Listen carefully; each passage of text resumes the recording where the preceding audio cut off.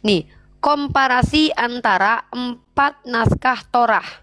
Pertama yang kita ambil sumbernya, teman-teman silakan ini di screenshot juga boleh, nanti dilihat www.mechon.mamre.org. Kalau tidak ada nanti kalian boleh lihat di Septuaginta ya. Ini Sefaria bisa. Teman-teman bisa cek di Sefaria ini. Torah Mesoret. Ini situsnya Torah Mesoret. Ini situs Torah Septuaginta dan kalian bisa dapat di ecmarsh.com ini. Kemudian Torah Gulungan Laut Mati atau DSS. Kemudian Torah Samaria. Nah, apa perbedaannya ini? Mungkin saya jelaskan dulu biar teman-teman muslim tahu. Ini khusus buat teman-teman muslim ya. Ini buat teman-teman muslim. Orang Kristen nggak peduli mereka nggak peduli ilmu pengetahuan. Torah Mesoret ini adalah kitab Torah yang berbahasa Ibrani yang dituliskan oleh keluarga Mesoret kalau tidak salah di abad ke-5 sampai 9 ya. Abad ke-4 sampai 9 lah. Torah Septuaginta ini Torah yang berbahasa Yunani yang ditulis konon katanya di zaman Raja Ptolemy 3 abad sebelum Masehi oleh 72 rabi, walaupun rabinya nggak tahu tervalidasi rabi atau tidak. Torah Gulungan Laut Mati ini, DSS ini ditemukan di Laut Mati. Ya, gulungan-gulungan yang ditemukan di Laut Mati. Torah Samaria ini adalah Torahnya orang Samaria. Berbeda dengan Torahnya Yahudi Rabbinik. Nah, jadi 4 ini diklaim sebagai Torah. Maka benarlah kata Allah, fawailul lilladzi Bismillahirrahmanirrahim. Fawailul lilladzina yaktubuna alkitaba biaydihim summa yaquluna hadza min indillah. Celakalah mereka yang membuat dengan tangannya kitab, ya. Celakalah mereka yang telah membuat dengan tangannya sendiri kitab dan berkata ini dari Allah, ya. Mereka lah membuat kitab-kitab dan mereka katakan bahwa ini datang dari Tuhan. Perhatikan, 4 kitab ini itu berbeda, teman-teman. Tidak sama. Ini membuktikan bahwa memang sudah ada distorsi sejak semula tentang perjanjian lama. Kita ini ibaratkan melempar satu batu, 2 pulau terlangkaui. Maksudnya ketika kita bongkar ini semua, Yahudi dan Kristen akhirnya mendapatkan informasi bahwa kitab mereka sudah terdistorsi. Oke, lanjut ke bawah. Saya langsung berikan contoh terdistorsinya, mana yang berbeda. Teman-teman silakan dibaca kitab Kejadian pasal 1 nomor 8. Perhatikan teman-teman ya, ada ayat yang menjadi tambahan yang ditandai oleh garis warna merah ini. Ini di kitab yang adalah cinta. Teman-teman tahu kan? Kitab Amsal, barang siapa yang menambah, jangan menambahi dan jangan mengurangi firman Tuhan. Tapi mereka sendiri seperti itu. Dalam teks Mesorah tidak ada tertulis and God saw that it was good. Tidak ada tertulis seperti ini. Ini adanya di Septuagint, ya. Tapi kemudian ternyata Septuaginta yang 3 abad sebelum Masehi katanya yang paling betul ternyata menambahkan ayat yang tidak ada dalam teks Mesorah dan juga DSS. Teman-teman perhatikan ya, Dead Sea Scroll ini diakui lebih tua daripada teks Septuaginta. Maka dari bukti-bukti ini sudah dipastikan bahwa ada orang yang berupaya menambah, mengurangkan firman Tuhan. Begitu. Bukti selanjutnya, Kitab Kejadian pasal kedua nomor kedua. Perhatikan teman-teman, dalam teks Sefaria atau dalam teks Mesorah. And on the 7th day God finished his work. Di sini hari ketujuh. Hari ketujuh Tuhan telah selesai dan beristirahat. Dan tak asal teman-teman tahu, di dalam Septuaginta di sini and God finished on the 6th day. Tuhan menyelesaikan pekerjaannya justru di hari ke-6, ya. Nah, dan ternyata on the 7th day God finished his work. Ini sama dengan teks Mesorah. Sudah 2 ayat di mana teks Mesorah selaras dengan Dead Sea Scroll. Mungkin ini yang harus saya sampaikan dulu nih. Ini yang penting nih. Perhatikan baik-baik ya. Ini harus diperhatikan baik-baik nih. Dead Sea Scroll, gulungan yang bertemu di Laut Mati, diyakini sebagai teks manuskrip tertua. Bahkan lebih tua daripada Septuaginta. Perhatikan baik-baik ya. Dead Sea Scroll, Septuaginta, baru teks Mesorah. Ya. Dead Sea Scroll ternyata punya kesamaan dengan teks Mesorah. Kitab yang baru dibuat sekitar abad ke-4 sampai 9. Septuaginta di abad ke-3 sebelum Masehi. Tapi ternyata antara Dead Sea Scroll lebih selaras dengan teks Mesorah. Paham ya? Kalau ada orang Kristen bilang begini, tentu Septuaginta lebih betul karena teks Mesorah lebih dibuat tahun ke-4 sampai 9, kata mereka. Masalahnya Dead Sea Scroll itu sama dengan sudah 2 ayat sama dengan teks Mesoret. Nah, berarti antara Septuaginta dan teks Mesorah siapa yang menambahi, siapa yang mengurangi? Cari tahu sendiri, tidak ada urusan dengan kita ya.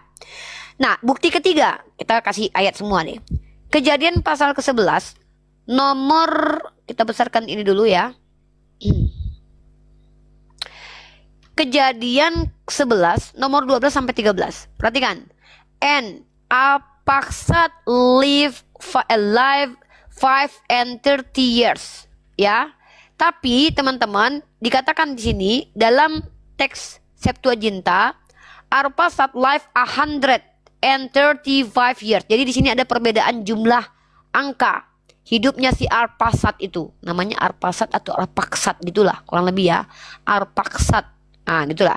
Lagi-lagi ada perbedaan tekstual antara teks Mesorah dengan teks Septuaginta. Lanjut, ini banyak kali guys. Waduh, banyak kali boy, kata si Iqbal ya. Tengok nih, banyak kali perbedaan-perbedaannya. Yang warna merah ini perbedaan teman-teman, ya.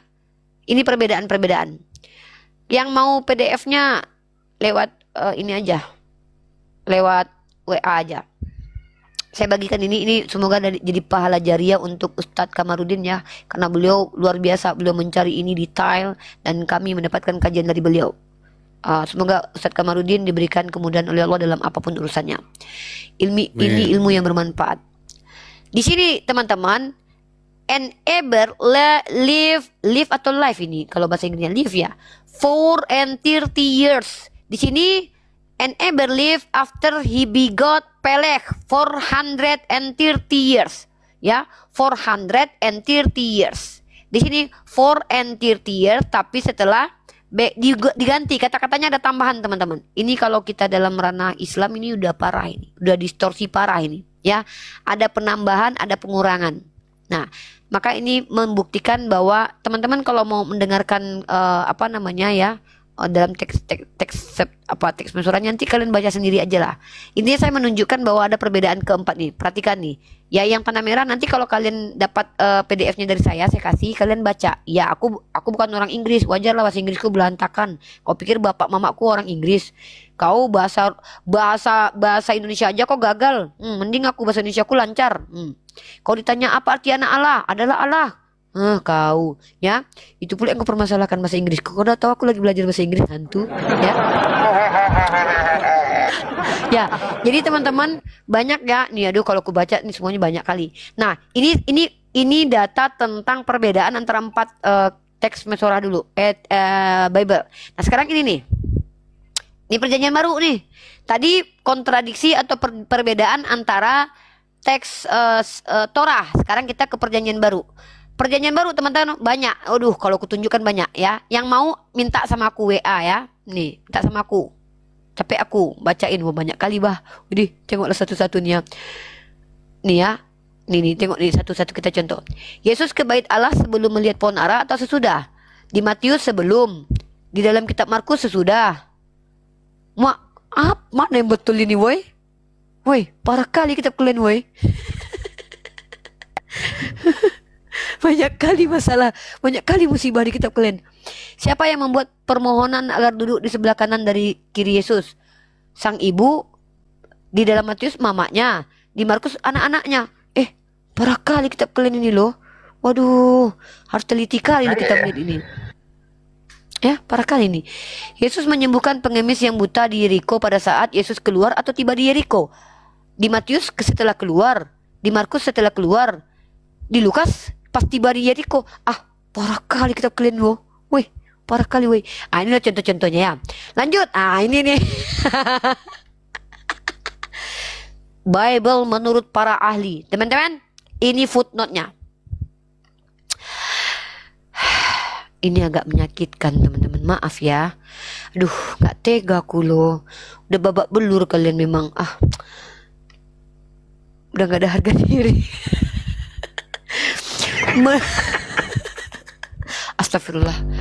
Menurut Gysi Van Niftrik dan BJ Bolan, ini salah satu tokoh Perjanjian Baru dan Perjanjian Lama nih. Dalam buku Dogmatika Masa Kini, BPK Jakarta, kita tidak usah malu-malu bahwa terdapat berbagai kekilapan di dalam Alkitab. Sekolah kalian loh udah mengakui, kalian pula yang awam bilang kitab kalian gak rusak. Bohong. Sekolah. Kau bohong. Baru masuk dah bohong-bohong. Menurut D.C. Mulder, pembimbing ke dalam Perjanjian Lama BPK Jakarta tahun 1963, cek di halaman 205. Jadi benarlah Daud itu yang pengarang Mazmur yang 73 jumlahnya. Hal itu belum tentu. Sudah beberapa kali kitab suci menjumpai gejala bahasa orang Israel suka menggolongkan karangan-karangan di karangan-karangan emang diakui karangan. Diajarin jangan malu-malu rupanya Uni. Jangan malu-malu lagi kita. Iya, memang udah diakui nih karangan-karangan di bawah nama orang yang termasyur. Oleh karena itu, tentu tidak mustahil pengumpulan-pengumpulan Mazmur itu atau orang-orang yang hidup lebih kemudian memakai nama Daud. Wah, pakai nama orang ini. Buat tepu-tepu ini ya. Ya Allah.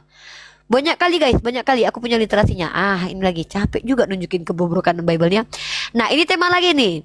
Ini teman-teman, PDF-nya PowerPoint tentang. Jadi ini membandingkan bagaimana nubuatan-nubuatan di dalam kitab Perjanjian Baru itu mengutip seenak udelnya. Kalau yang menguntungkan ambil di LXX atau di Septuaginta. Kalau tidak menguntungkan ambil di dalam teks Mesora. Padahal teks Mesora belum ada waktu itu. Ini agak ngeri nih ya. Mungkin kalian, mudah-mudahan kalian paham lah ya. Paham gak ini? Ayah paham gak ini yang aku maksud? Minta dulu Osea nih. Iya, coba. Jadi gini Iqbal, ini ke Iqbal nih aku fokus nih. Iqbal, mudah-mudahan Iqbal paham nih. Jadi Iqbal, dalam kitab Matius pasal kedua nomor 14 ayat 15D ya. Ditulislah nubuatan. Apa nubuatannya coba? Apa itu? Maka Yusuf pun bangunlah, diambilnya anak itu serta ibunya malam itu juga. Lalu menyingkir dia ke Mesir dan tinggal di sana hingga Herodes mati. Hal itu terjadi supaya genaplah yang difirmankan Tuhan oleh Nabi. Berarti si Matius ini mengutip Perjanjian Lama kan, nubuatan kan? Paham gak Iqbal? Nah, dikutiplah sama si Matius ini. Nah, ternyata kutipannya ini dari Mesir ku panggil anakku, ya kan? Jadi di zaman Matius hidup ini kan teks Mesora belum ada, Dek. Karena teks Mesora itu dibuat dari abad ke-4 sampai 9 kan? Betul. Nah, tiba-tiba si Matius ini mengutip, yang dikutipnya itu harusnya kan Septuaginta, karena Septuaginta yang jadi landasan bacaan mereka pada waktu itu kan, harusnya loh. Paham kan? Karena Septuaginta ini 3 abad sebelum Masehi. Ternyata antara Septuaginta dengan teks Mesora beda. Kalau dalam teks Septuaginta bunyinya gini deh, di Hosea pasal 11 ayat 1 itu. Dari Mesir aku telah memanggil anak-anaknya. Ini kutipan dalam teks Hosea pasal 11 nomor 1 dalam Septuaginta. Tapi dalam teks Mesora, dari Mesir ku panggil anak-anakku itu kan beda itu. Kalau dari Mesir ku panggil anak-anaknya merujuk kepada anaknya Yakub, Bani Israel 12 orang. Paham kan? Kalau dari Mesir ku panggil anakku, ini merujuk kepada Yakub. Nah, si Matius ini dicomotnya lah ayat ini, dikatakannya lah ini untuk penggenapan Yesus. Padahal yang diambil terjemahannya itu adalah teks Mesora yang dari Mesir ku panggil anakku itu disematkan kepada Yesus, padahal teks Mesora ini belum ada pada waktu itu, Dek. Jadi penulis Matius ini mengutip kitab yang belum ada. Gawat kali ya. Kok bisa gitu? Nah itu aku bilang agak lain. Punya vision dia punya vision. Kayaknya mereka itu Matius itu kayaknya punya berteleportasi dia ke masa depan kayaknya. Atau nggak punya vision dia, punya pandangan. Oh, mungkin pandangan ke depan. Nah, teman-teman itu dan tapi itu sangat kuat. Di kodek ini nggak tahu, tapi kan Septuaginta. Septuaginta ini kan gini deh. Kalau kita bicara tentang ngerti aku Septuaginta, tapi sama ini kan tertulis dalam kitab Matius kan? Dalam Matius ada. Dalam Matius ada. Iya, di dalam Matius itu mereka menerjemahkan itu dari salinan yang mana? Sinaiticus Nah, Bizaya kah, Vaticanus harusnya kah? kan. Nah, itu ini nggak tahu karena kan mereka tuh ngambil yang menguntungkan mereka, Dek. Maksudnya apakah mereka ambil Sinai, apakah Vatikanus, apakah Bizaya, ini nggak tahu ya. Tapi yang jelas kutipan Matius ini ya, ini kutipan yang dikutip bukan dari teks Septuaginta tapi teks Mesora yang belum ada gitu loh. Nah, permasalahannya apakah ini ada di Codex Sinaiticus teksnya Nggak mungkin ada. Duluan Sinaiticus dulu daripada Mesora kan? Memang iya. Gitu loh. Makanya agak gini ya. Ini ya ada jadi kesalahan ini bukan cuma di LAI tapi sudah di penulis kitabnya itu sendiri yang bermasalah. Paham nggak? Di penulis Matius itu sendiri sudah bermasalah. Si penulis Matius itu sudah mencontek sesuatu yang belum ada pada waktu itu. Gitu loh. Nah, jadi gimana ya? Udah berat, udah. Kayaknya kalau masalah kritik teks ini Bible udahlah pulang kampung aja lah. Nah, kita sedikit belajar qiraat. Ya. Kita sedikit belajar qiraat. Ini buat teman-teman dasar-dasar qiraat aja. Nanti insya Allah kalau kita punya kesempatan kita belajar qiraat sama anaknya Ayah Saipul ya, karena beliau anaknya mendalami ini. Nanti kita coba. Saya akan coba untuk teman-teman perkenalkan sedikit qiraat. Sebenarnya saya tahu orang Islam ini banyak yang paham, cuman kadang-kadang teman-teman harus paham juga ya bahwa qiraat ini tuh ada ilmunya. Nah, teman-teman, saya mau menunjukkan kepada kalian semua ini dulu nih. Ini ilmu, teman-teman. Apa ini? Ini sanad keguruan Al-Quran yang ustadznya ini ada di Probolinggo. Artinya dia mendapatkan riwayat Al-Quran sampai kepada Nabi Muhammad Sallallahu Alaihi Wasallam. Paham ya? Saya ulangi ya. Ini namanya sanad keguruan Al-Quran dari Ustadz H.M. Sakowi Maron Probolinggo. Cari tahu nama beliau. Beliau punya ijazah sampai ke Rasulullah. Mari kita lihat ya. Dari tanggal 29 Muharram 1429 tanggal 2 Februari tahun 2008 ya. Ini dari Muhammad Sarkowi. Ustadz Muhammad Sarkowi dapat dari Syekh Muhammad Bashari Alwi M ya. Kemudian sampai ke guru-gurunya ya. Ini jejak riwayat Al-Quran yang didapat sampai qiraat sab'ah, sampai ini qiraat hafaz dan qiraat hafaz di sini teman-teman ya. Ya. Kemudian teman-teman dapat sampai Al-Imam Hashim Ibnu, banyak sekali nih ya, berapa orang nih guru-gurunya. Nah, sampai ke atas, sampai kepada Rasulullah. Ini namanya sanad keguruan, teman-teman. Ini nggak mudah mendapatinya. Ya, betul-betul dekat dari rumahnya ya. Ya, datangi beliau itu, minta sanad qiraat sama beliau. Masya Allah, Masya Allah. Andai aku penghafal Al-Quran, insya Allah lah, mudah-mudahannya keren banget nih dapat sanad langsung ke Rasulullah ya. Tidak terputus, teman-teman. Nah, ini bukti sanad keguruan Al-Quran Ustadz H.M. Sarkowi Maron Probolinggo. Lanjut, teman-teman. Teman-teman harus tahu bahwa Al-Quran itu cuma satu versi. Perhatikan baik-baik sekali lagi. Al-Quran itu cuma satu versi. Tapi Rasulullah SAW itu meminta untuk diizinkan membaca 7 qiraatus sab'ah. Nah, satu versi Rasulullah di atas fondasi sab'ah ahruf ditopang pilar sanad yang sahih. Jadi walaupun kita diizinkan untuk qiraatus sab'ah, tetap qiraatus sab'ah itu pondasinya jelas sanadnya, nggak boleh sembarangan. Itu yang dikanun di zaman Utsman. Nah, ini yang harus saya jelaskan. Nah, beda antar kitab Hatun Tash dan Dr. Jay Smith ini adalah tuduhan dari Hatun Tash, salah satu pendebat perempuan bernama Hatun di Speaker Corner, sama Jay Smith yang menuduh bahwa Al-Quran itu banyak versi. Nah, perlu dipahami, tulisan Al-Quran itu yang pertama sekali teman-teman ya, itu tanpa ijam atau tanda titik ya, tanpa titik ya. Kemudian tanpa tashkil atau harokat, atau kalau dalam bahasa Ibraninya tuh nikut. Kemudian tanpa wakaf atau tanpa henti ya. Dan kemudian tanpa nomor ayat dan tanpa nomor surah. Itu yang pertama. Pahami itu dulu. Nah, itu yang pertama yang asli. Nah, ini dia teman-teman. Perbedaan antara kiroat master copy Utsman. Waduh, ini ketemu guys.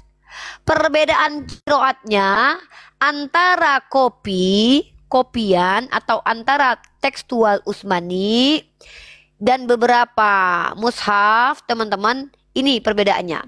Contoh, dalam surah Al-Baqarah ayat 116. Dalam Madinah, ya teman-teman, lihat teman-teman, perbedaannya di qiraat yang dibaca oleh orang-orang di Syam. Nih, di Syam itu, teman-teman, ketika mengatakan waqalu takhadha, di situ ya ada perbedaannya, teman-teman. Ya, ada perbedaannya. Ya, menggunakan, bentar aku besarkan dulu ya, biar teman-teman bisa lihat nih. Bentar dulu ya. Ini teman-teman muslim nih kalau belajar qiraah jadi paham nih kenapa ada terjadi beberapa perbedaan ini. Ini ilmunya harus berapa SKS ini, woi, 2 SKS ini. Oten nggak ngerti ya, sorry Oten, jangan terlibat dulu ya, agak ngelek otak kalian nanti, kalian bahasa Indonesia gagal ya. Nggak sanggup otaknya. Sanggup. Error. Ya. Nah, perhatikan teman-teman. Kalau di dalam Mushaf Basra dan Kufa dan juga Makkah ini ada huruf wawunya, ya. Tapi kalau di Syam itu tidak ada huruf wawunya, itu ya, tidak ada huruf wawunya. Top copy tidak ada, ya, tidak ada teman-teman. Nah, begitu juga dengan ini teman-teman ya, ada perbedaan nih. Yang warna merah ini dia berbeda sendiri.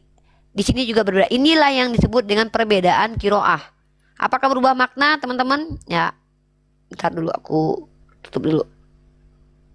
Nah, berhubung teman-teman teks Al-Quran yang pertama kali turun itu adalah yang disebut dengan bahasa Quraisy, maka sebenarnya rujukan para ulama, rujukan kita itu harus ke Mushafnya Utsmani. Ya, Mushaf Utsmani.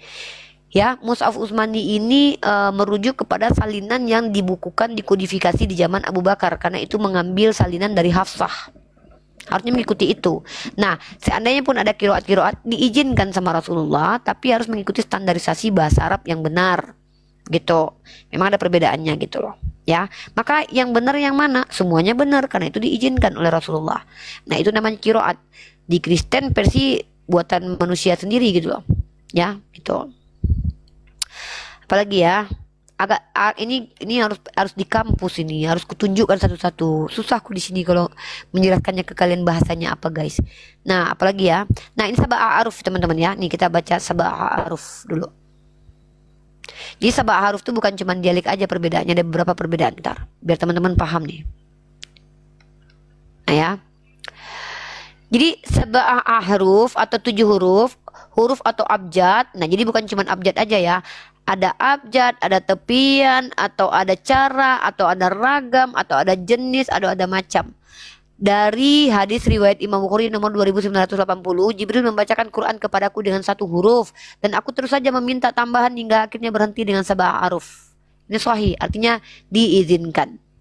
Nggak ada yang rumit, kalian aja yang rumit menurut kalian. Kami nggak bermasalah kok, nggak ada yang berantem gara-gara ini. Memang kalian suka berantem gara-gara kitab kalian. Nah, dan semua statusnya legal dengan sanad yang sahih hingga Rasulullah gitu. Nah, kemudian inilah teman-teman yang disebut dengan tuduhan terhadap Al-Quran yang dikatakan sebagai 23 mushaf Quran dari Bernie Power. Ini dia teman-teman ya. Tapi harus ada standarisasinya teman-teman, yaitu siapa standarisasinya? Bahasa Arab yang benar sesuai dengan 7 a'ruf itu ya. Nah, lagi yang mau kita bongkar. Nah, itulah dulu. Artinya teman-teman, Al-Quran ini tidak bersandarkan kepada tekstual sebenarnya. Walaupun secara tekstual diizinkan. Karena Al-Quran sendiri bersandarkan kepada hafalan dan lafazan. Begitu. Gitu ya. Nah, oke. Silakan umat Kristen ke atas bertanya saja. Bertanya saja. Saya tidak terima kalian ngejelasin. Tidak terima batin saya ya. Orang koplak jangan ngejelasin ke saya, nggak penting. Kecuali kalian memang pembelajar.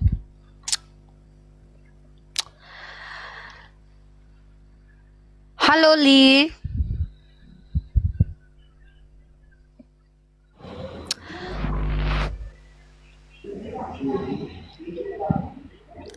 Halo Li.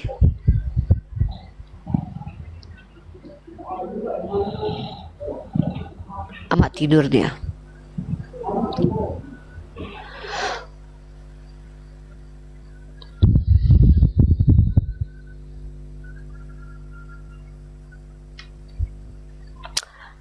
Bang Boy.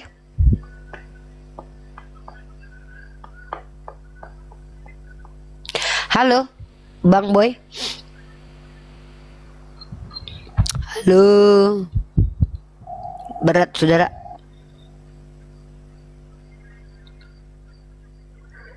Teman-teman kita Kristen ini senang sekali menjadi gila yang bersungguh-sungguh ya. Suka sekali mereka menjadi gila bersungguh-sungguh ya. Sola lakar.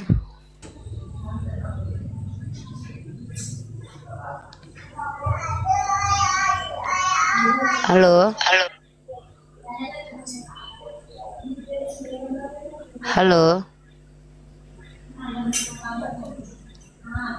Iya.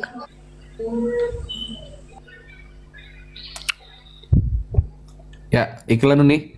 Buat teman-teman yang ada di bawah, dibantu tap-tap layar, tembusin 200k yuk. Bantu tap-tap layar teman-teman. Yang buat yang belum follow silahkan di follow dulu. Jangan lupa love orange-nya teman-teman, biar komal kita kokoh. Love orange. Tekan tombol love orange yang ada di atas di samping nama kata Bible 03 teman-teman ya. Love orange. Terima kasih teman-teman. Ya, lanjut tadi. Ya, orang Kristen bertanya saja ya. Orang Kristen bertanya saja. Mohon maaf, bukan mau merendahkan kalian, tapi saya tahu berat bagi kalian menjelaskan iman kalian di atas ini ya. Kecuali kalian memang nggak tahu malu gitu loh. Ya, tolong ya, hargailah diri kalian sendiri. Jangan kalian permalukan keluarga kalian dengan ngomong sembarangan di atas ini ya. Ya, tolong ya. Tolong dengan sangat anak-anak bunda, anak-anak domba ya. Jejak digital abadi loh. Iya, jejak digital tuh abadi loh. Halo Tobat. Ya, halo nih, selamat malam nih. Muslim dan Muslim brother. Muslim. Ya, ada yang... Ada nih. Apa itu? Kok menurut sudut pandang Uni itu agama Kristen itu apa kok buruk sekali? Memang nggak ada yang bagus nih, nggak ada yang baik. Ada. Ada. Nggak mungkin lah nggak ada yang baiknya. Ajaran Kristen itu baik untuk saya dan buat kamu sebagai orang Islam. Contoh, apabila ada yang meminjam kepadamu jangan kau tolak. Ini penting banget buat kita pas akhir bulan ini. Kalau nggak ada uang pinjam sama orang Kristen, mereka tidak akan menolak.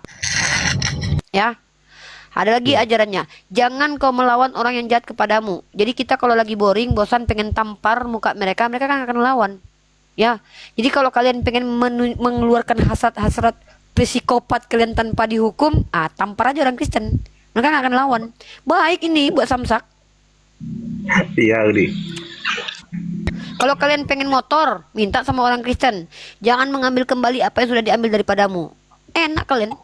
Pokoknya kalau kalian merampok rumahnya orang Kristen tidak akan melawan. Ini ajaran yang baik buat kita gitu ya. Baik buat kita nih kalau kita mau ngerampok rumahnya orang Kristen, katanya mereka tidak akan melawan. Siapapun yang mau memperkosa istri-istri orang Kristen, mereka tidak akan melawan. Contoh kemarin si Oki. Oki, kalau istrimu diperkosa depanmu, apa yang kau lakukan? Aku halang-halangi Uni katanya. Gitu. Karena dia nggak boleh ngelawan. Baik sekali ajaran ini. Diterapkan untuk para penjahat ya. Bahkan ada cara merampoknya ya Uni ya. Tidak diajarkan sih ya. Yang penting kalau untuk menampar diajarkan. Oh. Kok jadi gitu ya Uni ya? Iya. Orang Islam nih harus gini loh. Kalian Islam nih janganlah bilang pula ajaran Kristen gak baik. Ajaran Kristen tuh baik buat kita. Justru kalau seandainya kalian ingin punya tetangga, carilah orang Kristen. Kenapa? Kalau kalian bosan, tampar mereka, nggak usah beli samsak. Kalian gabut, tampar muka anak-anaknya satu-satu, nggak akan dilawan. Yang kedua, kalau kalian nggak punya uang, minta punya mereka. Kalian menginginkan baju mereka, ambil jubahnya. Nah, selimutnya pun boleh kalian ambil, nggak akan mereka ambil kembali. Yesus mengajarkan mereka untuk dipikul salib. Bahkan kalau kalian pengen nyiksa mereka, siksa aja, karena kasih karunia lah ketika mereka tersiksa. 1 Petrus pasal 8 nomor 13. Oke, Uni. Jangan kalian fitnah ajaran Kristen ini buruk. Ajaran Kristen ini baik. Baik buat orang Islam loh. Bagi umat Islam yang gabut, datangi rumah orang Kristen. Tabok kata mereka. Ini kata, jangan bilang aku provokasi loh. Ini kata orang Kristen. Kalau ke orang Kristen itu kalau ditampar pipi kiri kasih kanan. Jadi mereka itu kalau kita tampar, mereka kasih sebelahnya. Ya kalau kalian pengen ngetes ajarannya benar atau enggak, ya cobalah tampar. Aku nggak ini ya, bukan mau ngajak kalian untuk menghakimi mereka, enggak. Tapi kan mereka yang bilang gitu. Itu semua kecuali mereka sudah katakan itu alegori. Sesuai dalil di kita mereka itu ya. Ada. Janganlah melawan orang yang jahat kepadamu, melainkan apabila kau ditampar pipi kirimu, kasih yang kanan. Yang kiri. Iya, Budi. Ya, Budi. Ya. Jadi umat Islam jangan salah kaprah lagi ya. Ajaran Kristen ini ajaran terbaik sepanjang masa, sampai saking baiknya nggak mampu dilakukan. Hanya Tuhannya yang mau. Ya. Uni yang agar tidak merusak peradaban itu, Uni, bisa jelaskan sedikit, Uni? Oh, itu bukan ajaran Kristen yang merusak peradaban, itu pengikut Paulus. Kalau ajaran Yesus mah keren banget. Yang merusak peradaban itu ajaran Paulus. Yang mengaku anak Tuhan lah dia, padahal anak manusia. Aku ngaku keturunan nilai. NPD. NPD mereka. Ngaku-ngaku keturunan ilahi. Tuhan yang malu. Iya. Tuh, enggak, aku yang malu, kau siapa? Anak Tuhan katanya. Hah? Anak Tuhan? Sejak kapan kau dilahirkan Tuhan? NPD mereka nih. Iya, Tuhan pun. Mereka yang berdosa, Tuhan yang disalahkan. Emang NPD. Mereka bilang anak Tuhan, Tuhan bilang kayak gini kali lah. Noise sekali lo ya. Tuhan bilangnya kayak gini kali anakku. Iya, ya. Oh. Uni kempot kali. Mana ada aku kempot? Aku udah tambah gemuk. Aku lagi gemuk-gemuknya lo sekarang. Kau tahu? Aku lagi cantik-cantiknya. Kau bilang pula aku kempot. Secantik ini kau bilang aku kempot. Gak ada lah akalmu ya. Kau tengok wajahku ini. Mirip Saskia Sungkur. Kau tengok. Ya gitu tobat ya. Ajaran Kristen itu ajaran terbaik sepanjang alam. Saking baiknya nggak mampu dilakukan. Hanya Tuhannya aja yang mampu melakukan. Paham? Paham, Uni. Oke, Uni. Gus. Mantap. Ya udah, Uni, makasih, Uni. Terima kasih. Makasih, Uni ya. Iya, assalamualaikum warahmatullahi wabarakatuh. Yap. Ya, salam. Satu Tuhan.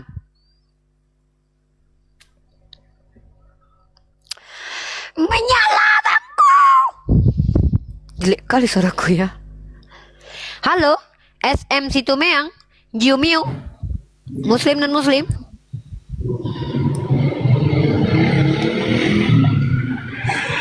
Ya, halo, selamat malam. Selamat malam, brother. Muslim dan Muslim, brother. Kristen. Oke. Ada yang ingin ditanyakan, brother? Oh, gak ada, brother. Bukan brother, sister lah. Emang aku bejakun, kau tengok, bang. Oh, sister.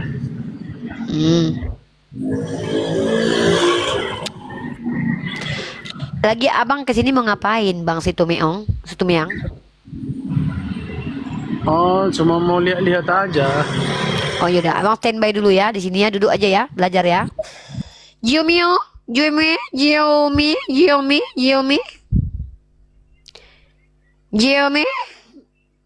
darah Yesus. Naik Bang Ton, di bawah aja mantengin, naik ke atas. Jiomi. Oke, turun. Ton. Naik Ton.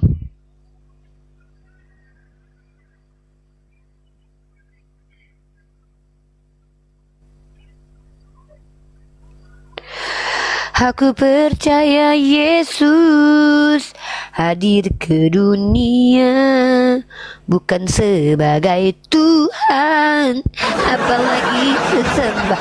Besar, banyak kalau dek komalnya dek, nggak bisa kita naikin orang lagi dek. Turunkan akun ini yang satu nih, nggak apa-apa. Ini nih ganti nih, bapak turunkan nih. Yohanes 17 ayat 3. Dia mengaku utusan menjadi juru selamat untuk domba yang tersesat. Untuk domba yang tersesat. Geli kali suaraku, jelek kali. Halo Chelsea. Halo Chelsea. Halo, selamat malam. Selamat malam brother. Halo. Muslim dan muslim brother. Malam. Muslim dan muslim brother. Non muslim. Oke brother, ada yang mau ditanyakan brother.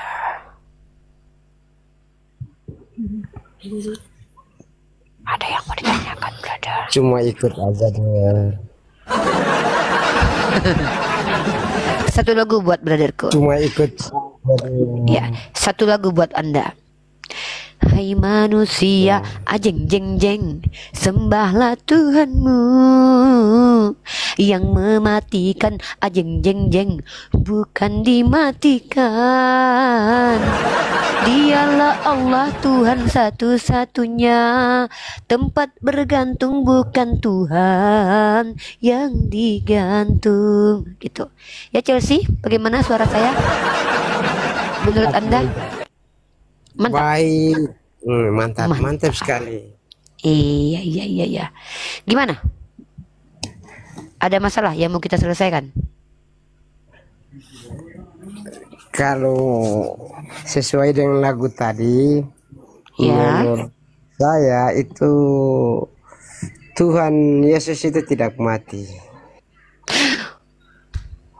Astagfirullahaladzim. Nggak jadi dia mati rupanya. Iya, kalau Selama ini kita udah dibohongi nih. Dibohongi kami sama pendeta. Masa Paulus bilang meminum cawan ini sama dengan memberitakan kematian Tuhan? Bohong ini. Makasih ya bang, abang telah memberikan informasi terbaru. Jadi nggak jadi mati dia bang. Ya kalau sekarang kan sudah tidak ada, dia sudah mati. Tapi kalau zaman itu hari kan dia tidak mati. Hah? Mati lagi sekali Uni, 2 kali mati. Coba bang, nggak ngerti. Abang, ini yang keberapa bang? Kedua. Abang coba tes urin dulu bang besok. Tes urin dulu ya. BNN, tolong. Siap. Anda ngomong apa bang? Tadi katanya nggak mati. Ya. Nggak ngerti, coba jelaskan betul-betul. Yesus mati atau enggak? Kalau sekarang dia sudah mati udah lama. Kalau zaman dulu dia waktu kejadian itu masih zaman peperangan lah, itu waktu itu dia belum mati.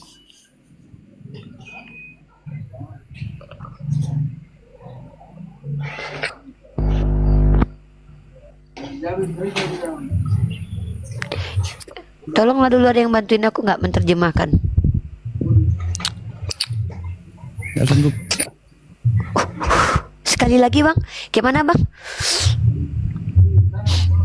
Gimana bang ceritanya bang?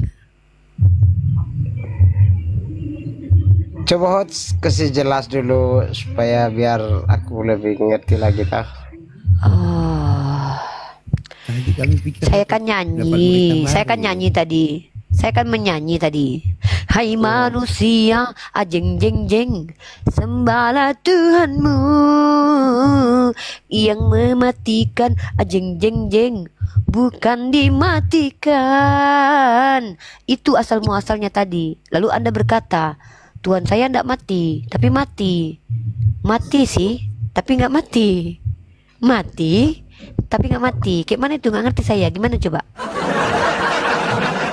Tuhan abang mati nggak? Setengah mati, setengah mati. senang kita tadi. Setengah Senang mati. kita tadi. Udah seneng aku tadi. Kupikir Yesus nggak jadi mati nih. Ini Tuhan abang mati atau enggak? Dia udah mati. Oh, Udah berarti mati. jadi mati. Jadi Iya, mati berarti. Iya. Ya. Bukan cuma mati, mampus lagi. Hah? Mampus Mampus. lagi. Iya. Waduh. Udahlah. Maaf teman-teman, mungkin kalian lihat aku sosok gaya ya ikat kepala. Sebenarnya aku ngikat kepala aku biar otakku nggak bergeser, teman. Maaf ya, aku ulangi lagi ya. Sebenarnya aku ngikat kepala ini bukan sok-sok gaya, guys. Mungkin kalian pikir aku gaya-gayaan. Aku tuh biar nggak bergeser otakku ya. Lanjut. Jadi gimana ceritanya bang? Coba jelaskan dulu bang. Pakai. Aku baru tahu nih bang. Coba bang. Aku udah siap-siapkan otakku biar nggak bergeser nih bang. Ayo bang. Ayo mulai kita bang. Ayo. Jadi ceritanya dia mampus bang. Iya, dia mampus. Oh, jadi betul abang menuhankan Tuhan yang mati? Kenapa? Memang betul abang menuhankan Tuhan yang pernah mati? Iya, memang Yesus itu udah mati. Pernah mati. Oke. Kalau waktu dia mati siapa yang menjaga dunia ini? Tidak ada yang jaga. Cuma manusia kita saja. Oh, kita aja yang jaga.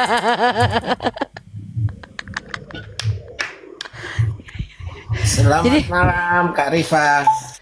Halo, selamat malam Bang Victor. Bang Cesi diam dulu ya Bang Cesi, makasih ya informasinya. Bang Cesi nanti nanya lagi ya. Siapkan pertanyaan termantapnya Dia Bang. itu bukan Kristen itu. Oh, bukan Kristen Anda Bang Cesi. Bang Cesi, kamu bukan Kristen ya? Bang Cesi buka mic-mu. Ah, kamu ngaku-ngaku Kristen ternyata ini. Ah, parah ini. Ayo Bang Cesi, kamu Kristen atau apa agamanya? Kejawen atau apa? Hindu? Bang Cesi?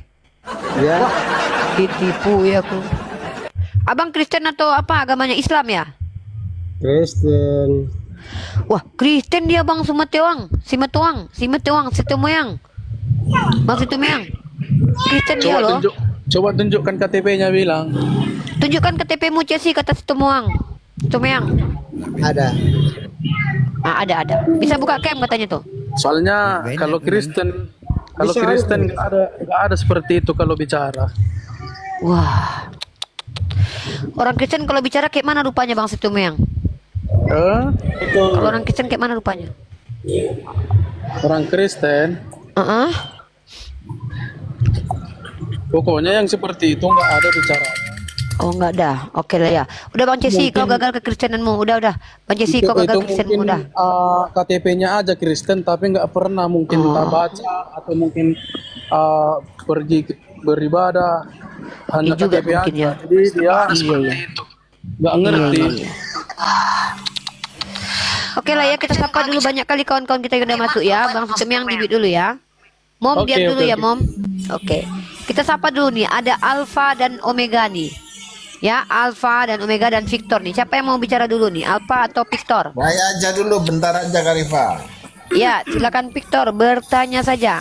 Mom nanti dulu Mom. Selamat malam rekan-rekan. Kakak. Ya, di-mute dulu ya Mom. Orangnya jangan asal ngomong-ngomong doang. Mau dites kamu? Bang Victor, tes dulu kakak ini Bang. Tes Bang sekali Bang. Berapa kali kakak dites? Ya itu bukan Kristen, tahu kau? Oh. Ya jangan sama aku lah, kau marahlah sama dia. Kok aku pula yang kau marahkan? Mamma mia, jangan marah-marah. Beta tidak tahu apa-apa. Beta di sini cuma bertanya saja kakak. Silakan dulu Abang Victor. Mom tuduh-tuduh Abang Victor bukan Kristen ini. Silakan Bang Victor. Kristen dia kakak. Silakan Abang Victor. Ada yang mau disampaikan, mau ditanyakan? Bunda Gembala siap untuk yang ditanya. tadi aja dulu, itu kan tadi katanya Tuhan Yesus mati nggak mati kayak gimana menurut Abang Victor tuh? Kayak mana Tuhannya Abang, mati kah atau tidak mati kah atau macam mana? Pura-pura mati atau macam mana ini? Nah itu dia, makanya karena dia Tuhan itu selalu buat bingung. Jadi, wah Tuhan Abang memang Tuhan membuat Yesus bingung. Itu kepada kan ibu sudah jelas dikatakan. Tes dulu orangnya, kalau memang dia kalau Kristen. tidak membingungkan itu berarti bukan. Gantian dulu Kak. Bentar dulu, saya ngomong dulu. Ini loh yang ngomong Abang Victor, cewek di samping Abang itu loh. Bukan pendamping juga itu. Aduh, bentar dimulai dulu kakak. Kak mana siapa itu? Kak Mom. Ya, jadi Tuhan itu kan memang harus penuh dengan mujizat, bukan manusia yang biasa. Jadi pasti membuat bingung. Itu standar dari ketuhanan karena bukan manusia biasa. Sudah dikatakan dari awal bahwa Yesus Kristus adalah jalan kebenaran dan hidup. Jadi Kita ambil yang hidupnya aja, hidup ini tidak mungkin bisa mati meskipun masuk dalam kerajaan maut sekalipun. Jadi memang bisa masuk dalam kerajaan maut tapi tidak bisa mati. Jadi begitu. Intinya seperti itu ya. Apa maksudnya Bang? Bisa masuk kerajaan maut tapi nggak mati? Nggak paham maksudnya. Dia bisa masuk ke dunia mati tapi nggak mati gitu. Berarti dia nggak mati? Enggak, karena Tuhan Yesus itu di atas kayu salib nggak jadi dia mati. Itu kan sudah jelas dikatakan di atas kayu salib, di 7 perkataan Tuhan Yesus di atas kayu salib itu yang ke-6. Bang, bentar Bang, Bang izin Bang, saya bikin Bang, saya bikin judul YouTube-nya Yesus ternyata nggak jadi mati itu ya Bang ya. Yesus masuk dalam kerajaan maut. Ya, ini ada dua ya. Yesus. Bang Kilsi sama Bang Fikar tidak mati tapi masuk dalam kerajaan maut gitu. Ya sebentar dulu Bang, kita kan bikin ininya judulnya dulu nih biar kami itu tidak sembarangan. Bentar ya Abangku ya. Terima kasih ilmunya. Bentar dulu sebentar ya.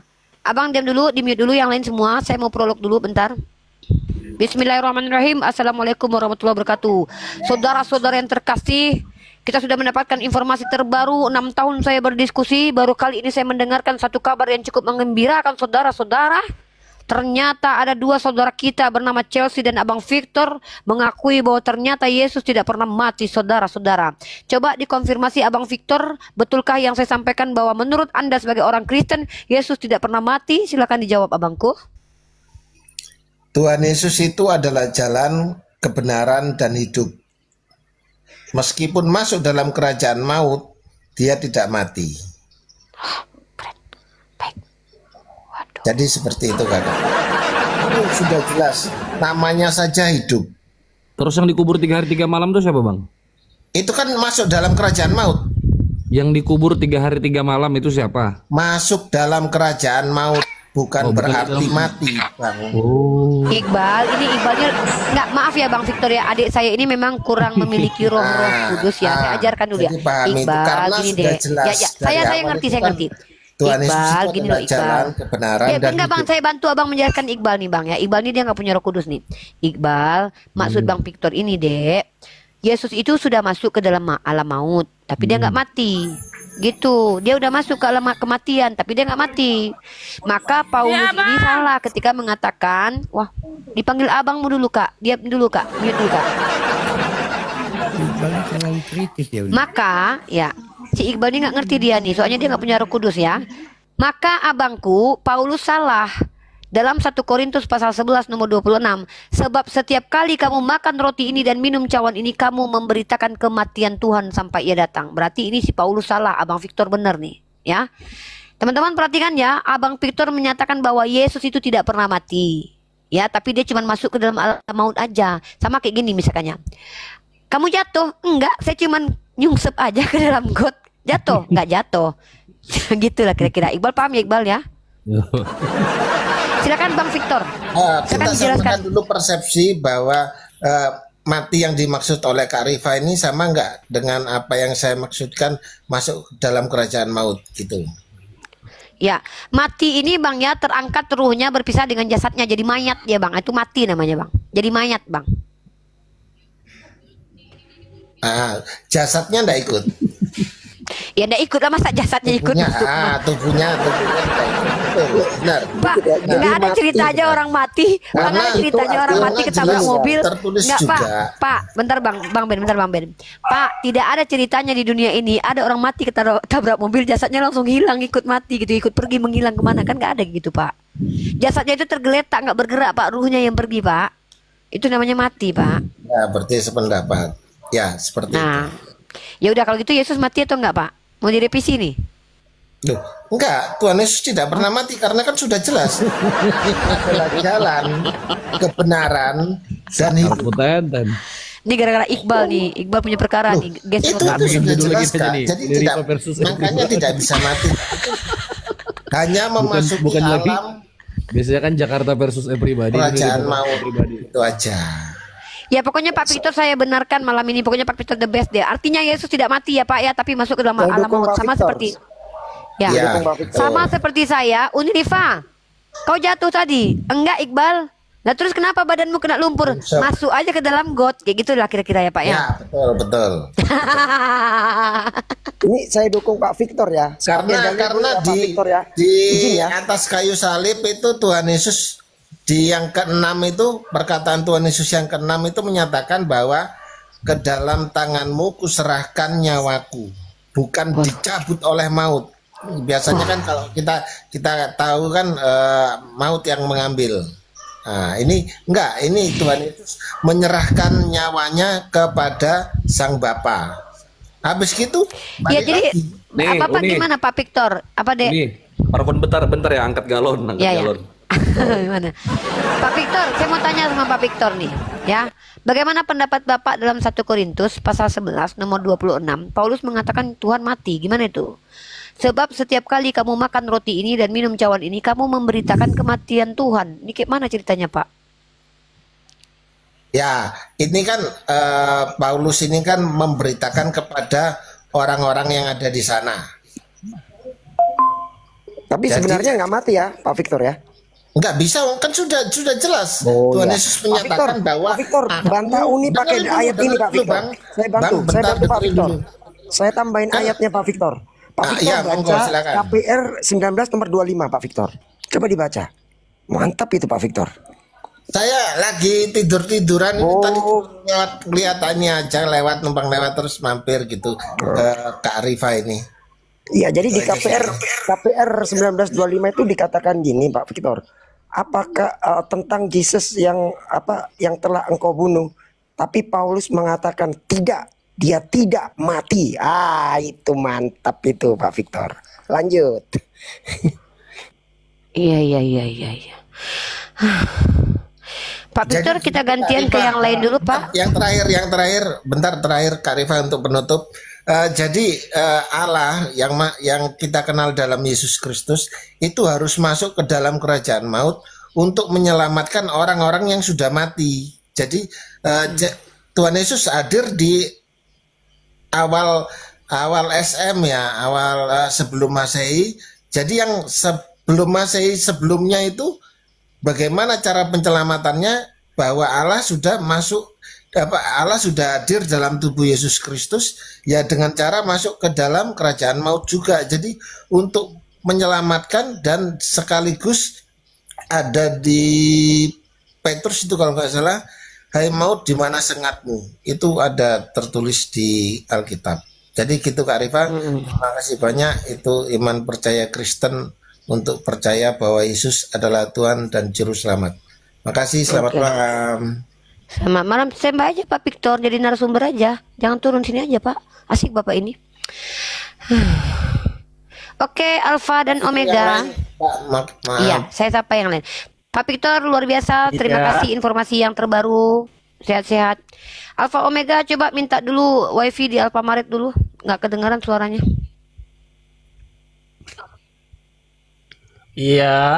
Iya, Alpha Omega silakan. Ada yang mau disampaikan? Ada yang mau digiling malam ini? Nggak ada yang mau digiling. Apa yang mau dilakukan? Silakan bertanya.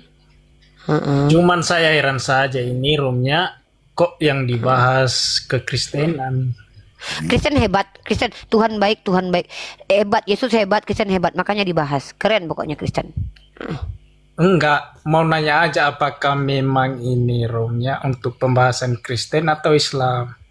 Kalau memang bukan, ini room iman Islam itu yang harus ditingkatkan. Enggak. Kami lagi nggak mau bahas Islam. Soalnya Islam nggak ada masalah. Yang paling banyak masalah di Kristen. Kami lagi bahas masalah banget itu Kristen ya. Ada Tuhan yang bilang mati, Tuhan yang nggak mati, kadang nggak mati, setengah mati, separuh mati. Bingung kami. Ini yang merubah peradaban ya.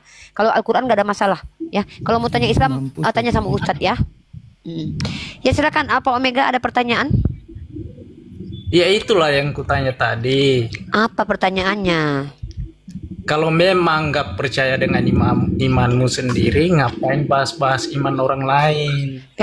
Siapa bilang saya nggak percaya? Saya percaya sama iman saya. Gimana sih? Nyatanya kamu sedang bahas apa iman orang lain? Berarti kamu nggak yakin harapanmu sendiri. Harapanmu. Driver di mute dulu ya. Udah ya, berarti nggak ada bertanya Alpha dan Omega ya. Yang lain aja bertanya ya. Kirain mau bertanya tadi. Ya. Jadi maunya nggak boleh dipercaya orang seperti begini sebenarnya. Ya udah, jangan percaya lah. Ya memang gak kupercaya orang seperti ya begini. Udah. Imannya Ya saja udah. dia bimbang, apalagi bahas iman orang lain. Siapa yang bimbang? Kecuali kamu tidak bimbang dengan imanmu, nggak mungkin kamu bahas iman orang lain. Apa sih? Kenapa sih? Jadi ketika Udah ya? di STT tuh nih, para calon pendeta membahas Islamologi, berarti para pendeta ini bimbang sama imannya loh Uni. Berarti ya? Iya dong. Bener. Apa-apalah. Siapa yang lain lagi nih? Moms, silakan Moms. Tadi pengen bersuara. Maaf ya, lagi nggak mood untuk melayani hal-hal receh. Moms, Moms Dafa halawa. Moms, buka mic-nya. Halo, waduh turun dia. Driver, Muslim dan Muslim. Assalamualaikum Uni, aku izin menanya boleh Uni? Anaknya apa tuh? Tadi saya datang ke roomnya sebelah, saya bertanya kenapa Paulus membatalkan hukum Taurat sedangkan Yesus menggenapi. Cuman jawabannya nggak masuk akal Uni. Coba Uni boleh bantu jelaskan Uni. Wah, gimana ya mau menjelaskan agama orang ini ya? Jadi gini. Jadi Paulus itu adalah bapak. Makanya dia berhak membatalkan hukum Taurat. Mungkin itu jawabannya ya, singkatnya ya. Astagfirullah, jangan gitu lah Uni. Aku penasaran soalnya saya 5 kali bertanya di room yang berbeda. Ini brother lima-limanya driver ini berbeda, lucu Uni. nih. Anda tanya ke saya jelaskan, Anda nggak terima. Jadi maunya apa? Saya tambah lagi nih infus kepala saya nih. Otak saya udah bergeser nih. Ini Jangan jangan gitu. maaf ya Uni. Jangan Maaf gitu. ya saya salah bertanya. Capek loh saya loh. Ini infus Ya, ini maaf, satu. maaf. Infus buat otak kanan saya. Maaf Uni, maaf. Jangan gitu ya. Assalamualaikum warahmatullahi wabarakatuh. Waalaikumsalam warahmatullahi wabarakatuh. Jangan kayak gitulah. Buset. Ayah. Jangan kayak gitu ya. Udah dua aja tiba-tiba Uni. Iya, kayak gitu loh. Tiba-tiba udah Iya, dua aja impus kepala aku nih, biar nggak geser otak aku. Tolonglah, umat Kristen di sini bertanya aja napa? Ya Allah, ribet kali pun kalian bertanya aja pun susah, tanya aja, nggak usah repot-repot. Gini, Uni, kebanyakan yang naik itu malah kayak curhat ya, nangis gitu kan ya, cengeng gitu. Kenapa sih kalian tuh pada kayak cengeng gitu kan? Kita ngebahas Kristen kayak kalian baper gitu. Jangan gitulah teman-teman. Karena apa ya, di luar sana banyak dari teman-teman Kristen juga masih membahas Islam. Bahkan di STT itu ada pembahasan tentang Islamologi ataupun di kalian tuh ada istilah Islamophobia gitu kan. Nggak usah cengeng gitu, biasa. Kalian boleh bahas Islam, kami juga boleh bahas Kristen gitu loh. Biasa lah cengeng, kan anak Tuhan. Kan anak Tuhan, Ton. Masa nangisan anak Tuhan kok nangisan cengeng? Janganlah. Pergi deh. bukan cuman cengeng, ingusan pula lagi tuh. Iya. Ya, baik teman-teman. Jangan jadi umat yang cengeng, jangan. Itu yang Tuhan mengabarkan kematian Tuhan loh. Iya, Tuhannya belum mati. Ayah ini udah dibilang Pak Victor, Tuhannya nggak mati. Tuhannya nggak mati, tapi masuk ke alam maut, ya. Jangan dipaksa Tuhannya mati sudah. Tuhannya nggak mati. Ada Bang Coba ini Bang Hans. Ya. Iya Bang Iqbal. Assalamualaikum. Salah. Assalamualaikum. Gitu. Waalaikumsalam warahmatullahi wabarakatuh. Harus pakai intonasi ya. Kayak familiar gitu ya. Iya, betul. Biar ada yang gitu ya kan.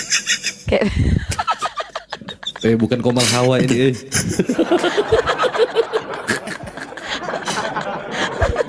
Oke. Bercanda lanjut. Ini Bang Hans. Halo Bang Hans. Iya malam. Muslim atau non Muslim Bang? Non Muslim. Iya, silakan. Iya. Bertanya kah? Izin bertanya. Bertanya aja. Ya bertanya Siap. aja ya. Ya kan di Islam kan percaya bahwa nabi-nabi sebelumnya dari bangsa Israel kayak Musa, terus Yesus dan lain-lain lah ya. Nah, kenapa Islam mempercayai nabi-nabi itu, sedangkan kan kalau dilihat dari sejarah kan Israel istilahnya Nabi Muhammad itu kan lahir dari Arab kan. Betul. Arab dan Israel itu kan jaraknya jauh. Dulu kan belum ada transportasi kayak pesawat kan. Kayak pesawat. Iya. Iya. Handphone juga belum ada di zaman itu. Israel pun betul. WhatsApp. Jarak dari Israel pun ke Arab itu kan jaraknya jauh, butuh waktu. Ya intinya aja bro, intinya apa bro? Waduh. Poin inti pertanyaannya apa itu? Bapak sabar. Aki-aki adik-adikku sabar ya, adik-adikku. Beliau ini dari suaranya kayaknya orang baik nih. Enggak dari suaranya saya. Baik ya. Iya. Betul Bang Kul. Adik-adik saya ini orangnya suka sakset Hans. Mereka ini orangnya tuh gigat lah kalau bahasa kaminya itu. Pengennya sakset gitu. Ya. Tengok aja kumisnya Iqbal itu ya. Nggak apa-apa. Kalau sama Bunda Gembala, sakset aja mereka itu. Kita udah gatal mau jawab gitu. Ya itu pertanyaan saya. Apa pertanyaannya? Tiba-tiba udah bertanya aja. Kok nggak tahu saya? Ya. Kenapa Islam mempercayai Masya Allah. Israel, sedangkan kan Israel ke Arab itu kan jaraknya jauh. Masya Allah. Mungkin Uni ulangi pertanyaannya Hans ya. Sebelumnya tepuk tangan dulu host kedatangan saudara kita Hans yang santun ini, tepuk tangan dulu lah host. Masya Allah. Uni sampaikan kepada Hans. Aku nggak punya yang kayak gitu, tahu ngolok-ngolok lagi. Ya. Buat saudaraku Hans yang berbeda keyakinan, selamat datang di Komalnya Unirifa dan Komal Unirifa, lupa saya ini bukan Komal. Gak apa-apa. Komal bersama ini. Saya, ya, Komalnya adik saya yaitu Iqbal atau kata Bible, di mana Komal ini tempat kita berdialog ya, berdialog untuk membicarakan hal-hal yang memang harus dibicarakan. Di sini teman-teman Kristen kami berikan hak untuk bertanya dan kami berikan hak juga untuk menyanggah dan menunjukkan data-data yang harus ditunjukkan. Pertanyaan bagus dari saudaraku Hans Wijaya. By the way, selamat datang ya. Pertanyaan Anda adalah, saya ulangi, bahwa kenapa kami percaya kepada nabi-nabi Israel. Mungkin seperti itu ya. Perlu Anda pahami bahwa kami umat Islam ini, pondasi keyakinan kami ini, sumber dan literaturnya adalah Al-Quran dan hadis. Saya ulangi sekali lagi. Pengetahuan kami tentang keagamaan itu sumbernya adalah Al-Quran dan hadis.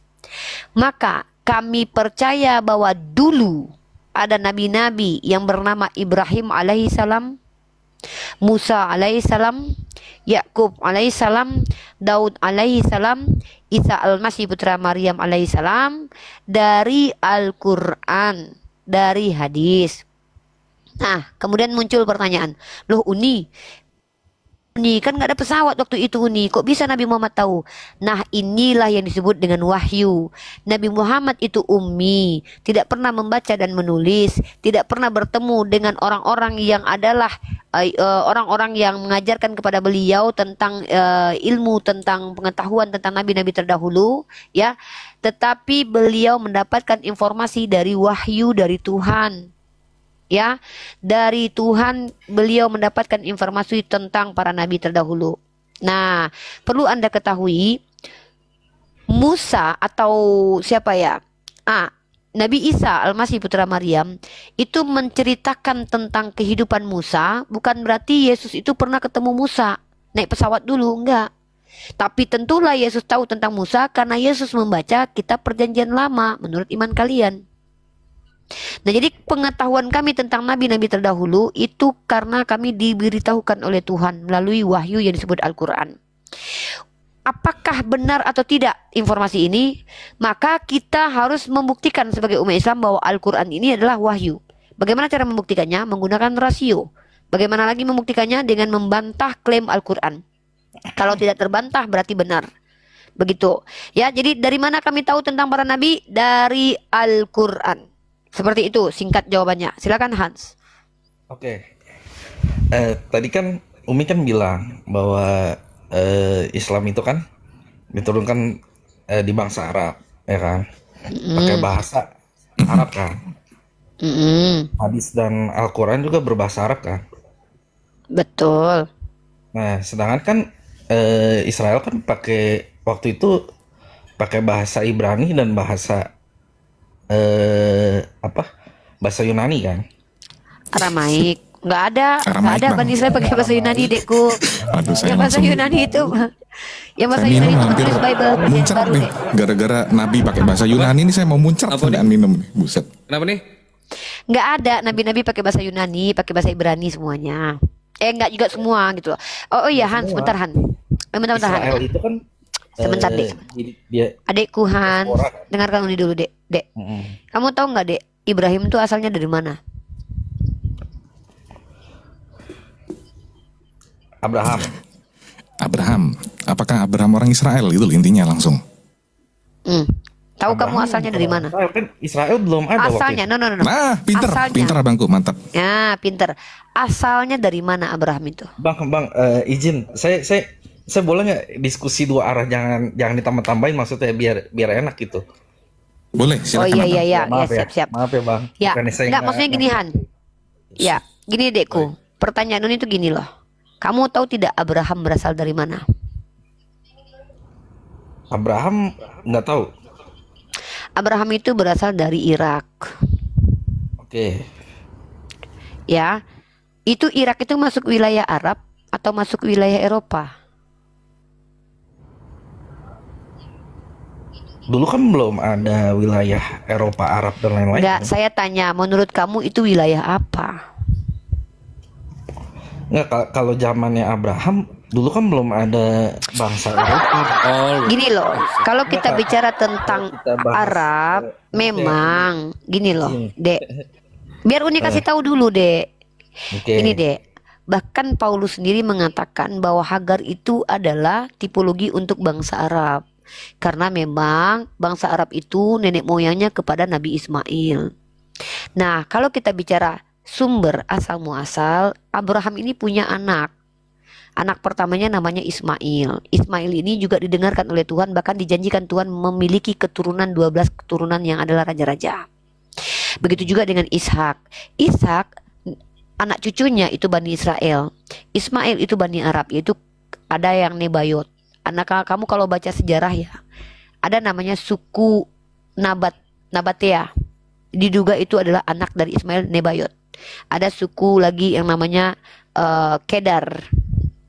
Nah, mereka itu adalah keturunan dari Ismail. Begitu. Nah, jadi apa korelasinya? Nabi-nabi yang kami ketahui dari Israel, dari wahyu yang diturunkan kepada orang Arab, yaitu Nabi Muhammad menggunakan bahasa Arab, kira-kira korelasinya dalam diskusi kita ini apa, adikku? Nah, kita pakai logika ya, Umi, sorry ya. Oke, pakai logika. Nggak apa-apa, saya suka pakai logika. Ayo. Ya kan, Israel kan jauh nih dari Arab kan. Ya kan? Oke lah, kata Umi tadi kan diwahyukan, ya kan, ke Nabi Muhammad, ya kan. Sedangkan kan saat ini pun Israel sama bangsa Arab pun sering bertikai kan. Bentar. Apa kaitannya informasi tentang Bani Israel dengan pertikaian Bani Israel dengan bangsa Arab, adikku? Apa kaitannya? Uni nggak ngerti korelasinya apa. Kalau kita pakai logika, contoh nih, ajarkan berlogika nih. Contoh gini. Kalau misalkan, bentar dulu deh, nggak, ini coba ajarkan dulu berlogika yang baik dan benar. Saya nggak tahu kamu belajar logika di mana ini. Misalkannya gini, Uni Rifa ini tidak pernah bertemu dengan Iqbal. Uni Rifa ini sama Iqbal musuhan. Tiba-tiba Uni Rifa tahu apa hobinya Iqbal. Padahal selama hidup nggak pernah bertemu, baru itu nggak masuk akal. Nah, jadi nanti kita jawab, oh bisa jadi mungkin Uni Rifa tahu dari Bang Ton. Bang Ton ini kan teman akrabnya si Iqbal. Jadi walaupun Uni Rifa bertengkar hebat dengan Iqbal, nggak pernah bertemu seumur hidup, apakah Uni Rifa tidak bisa mengetahui Bang Iqbal ini hobinya apa? Bisa. Dari mana? Dari orang lain kan bisa diberitahukan sama Bang Ton. Nah, seandainya pun walaupun nggak ada kaitannya sebenarnya, ketika orang Arab dikatakan suka bertengkar dengan Bani Israel, itu nggak ada korelasinya dengan wahyu Tuhan. Karena informasi tentang Bani Israel zaman dahulu yang ada kaitannya dengan Israel zaman sekarang, itu dapat dari Tuhan, Dek. Makanya Uni tanya, apa korelasinya orang Israel yang berantem dengan orang Arab zaman sekarang dengan wahyu Allah yang diberikan kepada Nabi Muhammad? Uni nggak ngerti poinnya apa, Dekku. Katanya logika macam apa gitu loh. Silakan. Oke. Logikanya kan gini, kalau misalkan orang Arab percaya dengan nabi-nabi Israel, berarti kan harusnya orang Arab itu berhubungannya baik dong dengan Israel. Karena kan dari baik Israel hubungannya itu kan ada nabi-nabinya. Hubungannya baik, orang Yahudi itu ada di Khaybar kemarin itu. Iya, sekarang orang Yahudi itu aja tinggal di Madinah, Dek, di Khaybar. Oke. Sekarang kan orang Yahudi kan sering ada pertikaian dengan bangsa-bangsa Arab kan. Orang Yahudi, Dek, bukan Nabi Israel, Dek. Orang Yahudinya, Dek, bukan Nabi Israelnya. Bangsa Israel kan? Suku Israel. Enggak juga, belum tentu. Emang kamu yakin? Tunggu, emang kamu yakin orang-orang yang mengaku Yahudi itu adalah keturunan Bani Israel asli? Yahudi kan salah satu suku dari Israel. Enggak, gini dek. Mengaku keturunan Pak Prabowo harus terbukti dulu DNA-nya, Dek. Mengaku keturunan Pak Jokowi harus terbukti dulu. Mengaku-ngaku Yahudi harus dibuktikan dulu kalau mereka betul-betul Yahudi. Karena kamu sudah bilang tadi mereka berdiaspora. Apakah betul mereka itu keturunan Yahudi? Belum tahu, Dek. Belum tentu, Dek. Mereka cuma ngaku-ngaku aja.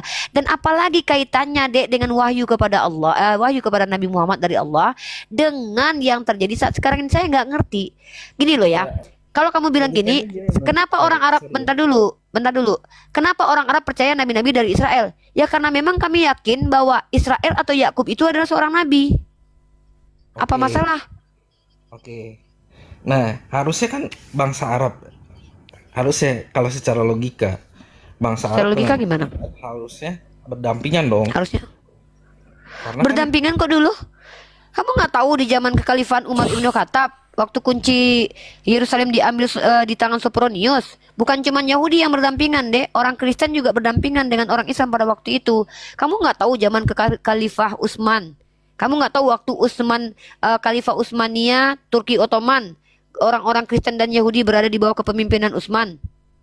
Masa kamu nggak tahu cerita itu? Kamu nggak tahu tentang perjanjian Hudaybiyah? Berdampingan kok. Jadi masalahnya apa gitu loh? Terus? Ya udah, kalau belajar sejarah tahu dong perjanjian Hudaybiyah. Apalagi? Ada perang salib kan? Perang salib itu kan gara-gara si perang salib itu apa kaitannya dengan Nabi Israel? Itu Kristen, deh, nggak ada kaitannya sama Bani Israel. Perang salib ini apa kaitannya, sah? Ya Allah, Dek.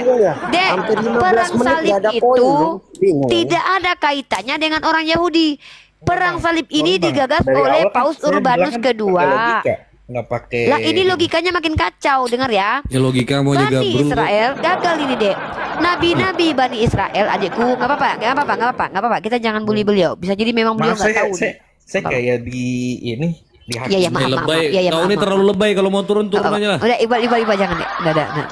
Nggak terlalu lebay nih. Maaf nih, terlalu lebay. Dia terlalu kayak baperan gitu loh. Biasa aja ruang diskusi tuh, bro. Kita ini laki-laki, bro. Santai aja. Bang, saya juga laki-laki.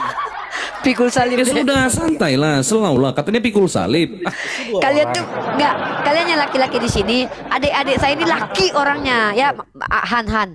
Adik-adik saya ini Ton sama si Iqbal ini orangnya laki banget. Jadi dia kalau lihat cowok yang agak kayak cewek, mungkin mereka tuh kesel aja mungkin, Dek. Karena mereka tuh laki banget gitu loh. Pengen ditindis aja sama mereka mungkin. Makanya mereka agak gimana gitu. Coba agak laki adikku, jangan terlalu lebay, jangan baperan banget lah, karena mah dialog kan biasa itu gitu Maksudnya Iqbal itu. Saya juga kan dari tadi sopan kan. Iya. Cuma gini loh, Dek, kamu tuh nggak sadar ya, kamu tuh dari tadi agak sedikit, mohon maaf ya, ngomong pakai logika katanya, tapi logikanya nggak nyambung. Kita kan bicara tentang apa? Perang salib itu nggak ada kaitannya dengan Nabi Bani Israel. Perang salib itu terjadi gara-gara orang Kristen bernama Paus Urbanus kedua mengajak orang Eropa untuk menyerang Yerusalem, merebut makam Tuhan. Gak ada kaitannya sama Yahudi, Dek. Lalu kenapa bawa-bawa perang salib, adekku? Makanya si Iqbal kesel kali dia dari tadi gitu loh. Apa, Dek, kaitannya, Dek? Coba. Atau mau dijelasin sama Abang Ton? Poinnya Bang? Iya, kita nggak ngerti. Yang pertanyaan saya tadi seperti itu kan, bangsa Israel itu kan jauh dari Arab kan, jaraknya kan jauh. Iya, terus gini aku bantu jawab ini dikit unik ya, Bang. Jadi gini ya, Bangku, di dalam Islam itu kita kan memahami bahwasanya wahyu Tuhan, wahyu Allah itu melalui perantaraan para nabi. Dan para nabi-nabi terdahulu juga sama, Allah yang mengutus. Nah, poinnya seperti itu, Abangku. Apa poin daripada pengajaran para nabi terdahulu adalah untuk mengajarkan, mengenal kepada Sang Pencipta langit dan bumi ini, gitu. Nah, tapi kalau Abang merujuk kepada bahasa, kenapa Bang? Kan bahasanya beda. Ya memang, makanya firman Allah itu selalu turun dalam bahasa kaumnya. supaya kaumnya bisa mengerti dan disampaikan kepada umatnya. Seperti itu abangku. Oke. Jadi yang dimaksud mengimani adalah kita percaya bahwa saya sebelum Rasulullah, sebelum Nabi Muhammad telah diutus nabi-nabi terdahulu kepada satu kaum. Gitu. Nggak cuman Bani Israel doang, enggak. Karena Bani Israel itu baru ada setelah Yakub punya anak yang Yakub berganti nama menjadi Israel. Gitu loh abangku. Singkat, padat dan jelas ya jawabannya ya. Jangan menye-menye lagi deh. Lanjut pertanyaan selanjutnya. Oke. Nah, kalau menurut abang tadi kan bahwa Nabi Muhammad kan menerima wahyu, ya kan? Untuk jangan kau tanya saksinya. Kalau ada saksinya itu bukan wahyu namanya bang, pengumuman namanya. Oke? Nggak, coba dengar dulu. Sabar Ton. Saya nggak bicara gitu. Sabar. Nggak sabar. Ya, enggak, saya trauma aja bang, trauma aja gitu ya. Sorry, trauma aja gitu. Nanti tanya siapa saksinya bang gitu. Buset. Saya juga trauma itu. Saya bukan orang yang menghakimi kayak gitu bang. Sorry maaf. Bukan gini. Iya nggak apa-apa bang. Lanjut. Han, dari tadi kamu mengulangi perkataanmu. Mohon maaf nih, saya pakai logika. Justru kami nggak ngeliat kau pakai logika. Maaf gitu, nggak masuk di logika saya. Enggak, masalahnya kami juga nggak ngerti logikamu logika apa deh dari tadi. Saya kasih perumpamaan gini. Konghucu kan lahir di Cina, ya kan? Nah, Konghucu kan meninggal. Terus akhirnya pengikutnya semua bilang dong, ya udah kita bikin agama Konghucu biar kita bisa mengenang ajaran Konghucu dan lain-lain. Sama lah seperti kayak Kristen, kayak Islam. Semua sama kan? Gitu. Ketika meninggal, udah. Sabar. Saya mengenal ajaran atau bimbingan dari orang yang meninggal ini kan. Akhirnya terbentuk agama, ya kan. Nah, yang saya bingungkan tuh itu doang sih. Kenapa orang Arab harus percaya sama nabi orang Israel, sedangkan kan jaraknya jauh gitu kan. Rasis. Kok rasis sih bang? Iyalah, Anda mendiskreditkan jawaban saya itu. tadi abang tangkap nggak? Jawaban saya tadi abang tangkap nggak sih? Memang nggak boleh nabi dari Arab. Logika saya bang, jaraknya kan jauh, ya kan? Nggak mungkin dong. Oke, saya kasih ulang lagi ya. Saya ulang lagi. Gini bangku. Jadi sebelum adanya Islam itu sudah ada nabi-nabi. Sebelum zaman Nabi Muhammad itu sudah ada nabi-nabi yang diutus untuk satu kaum yang mengajarkan untuk mengenal kepada Sang Pencipta, Sang Tuhan yang benar ini tadi. Oke. Nah, itu di dalam Islam disebutnya adalah ajaran yang Hanif. Nah, atau kalau kita merujuk kepada kepada Abraham ataupun Ibrahim di dalam Islam, Nabi Ibrahim itu namanya ajaran Samawi ya bangku. Selalu memperkenalkan kepada Tuhan yang Esa, Tuhan yang satu-satunya begitu. Nah, ini berurutan dari zaman dahulu sebelum adanya Bani Israel sudah ada utusan-utusan Tuhan. Bahkan abang tahu di dalam Bible ada yang namanya Nuh, ya kan, sebelum Abraham. Contoh tuh. Nah, ini kita punya sejarah yang sama sebetulnya. Secara poinnya, secara benang merahnya sama sejarah kita, gitu. Nah, cuma ada distorsi di antara kalau kita baca dari Al-Qur'an ataupun Torah ataupun Bible, nanti kita mencari di sana, Bang, distorsinya di mana gitu loh. Enggak, sejarahnya dari mana, Bang? Kalau Abang ngomong sejarah, misalkan nabi-nabi Israel itu sejarahnya dari mana? Sejarah Kristen dari mana? Buset. Enggak, kan tadi udah dijawab sama Uni Rifa dari wahyu Allah. Ini ya. Coba kamu dengarkan orang menjelaskan dulu ya. Dengarkan baik-baik. Ya, tadi kan sebentar Dek, kalau mau berpolemik, Dek, bentar adekku. Kalau astagfirullahaladzim. Jauh. Astagfirullah, gini lah ya. Gini loh Han, dari tadi kamu selalu bilang pakai logika. Berkali-kali kami mencoba untuk menjelaskan. Islam itu sandaran keyakinannya kepada wahyu, yaitu kitab suci kami. Dan kami tahu bahwa ada nabi yang diutus sebelum Nabi Muhammad. Ada namanya Nabi Yakub yang ganti namanya kemudian Israel, disampaikan dalam riwayat hadis, kemudian keturunannya. Kami dapat informasi itu dari Al-Quran. Nah, ternyata sejarahnya sama dengan sejarah Yahudi. Bukan berarti kami percaya sejarah. Enggak, karena sejarah itu upaya manusia. Sejarah itu buatan manusia, tidak absolut. Sejarah itu, saya sebentar dulu lah. Saya kalau seandainya lagi ngejelasin ini, lagi dipotong tuh saya nggak nyaman loh diskusinya. Oh ya, oke. Tolonglah, ya. Kecuali kamu mengerti gitu loh, ya.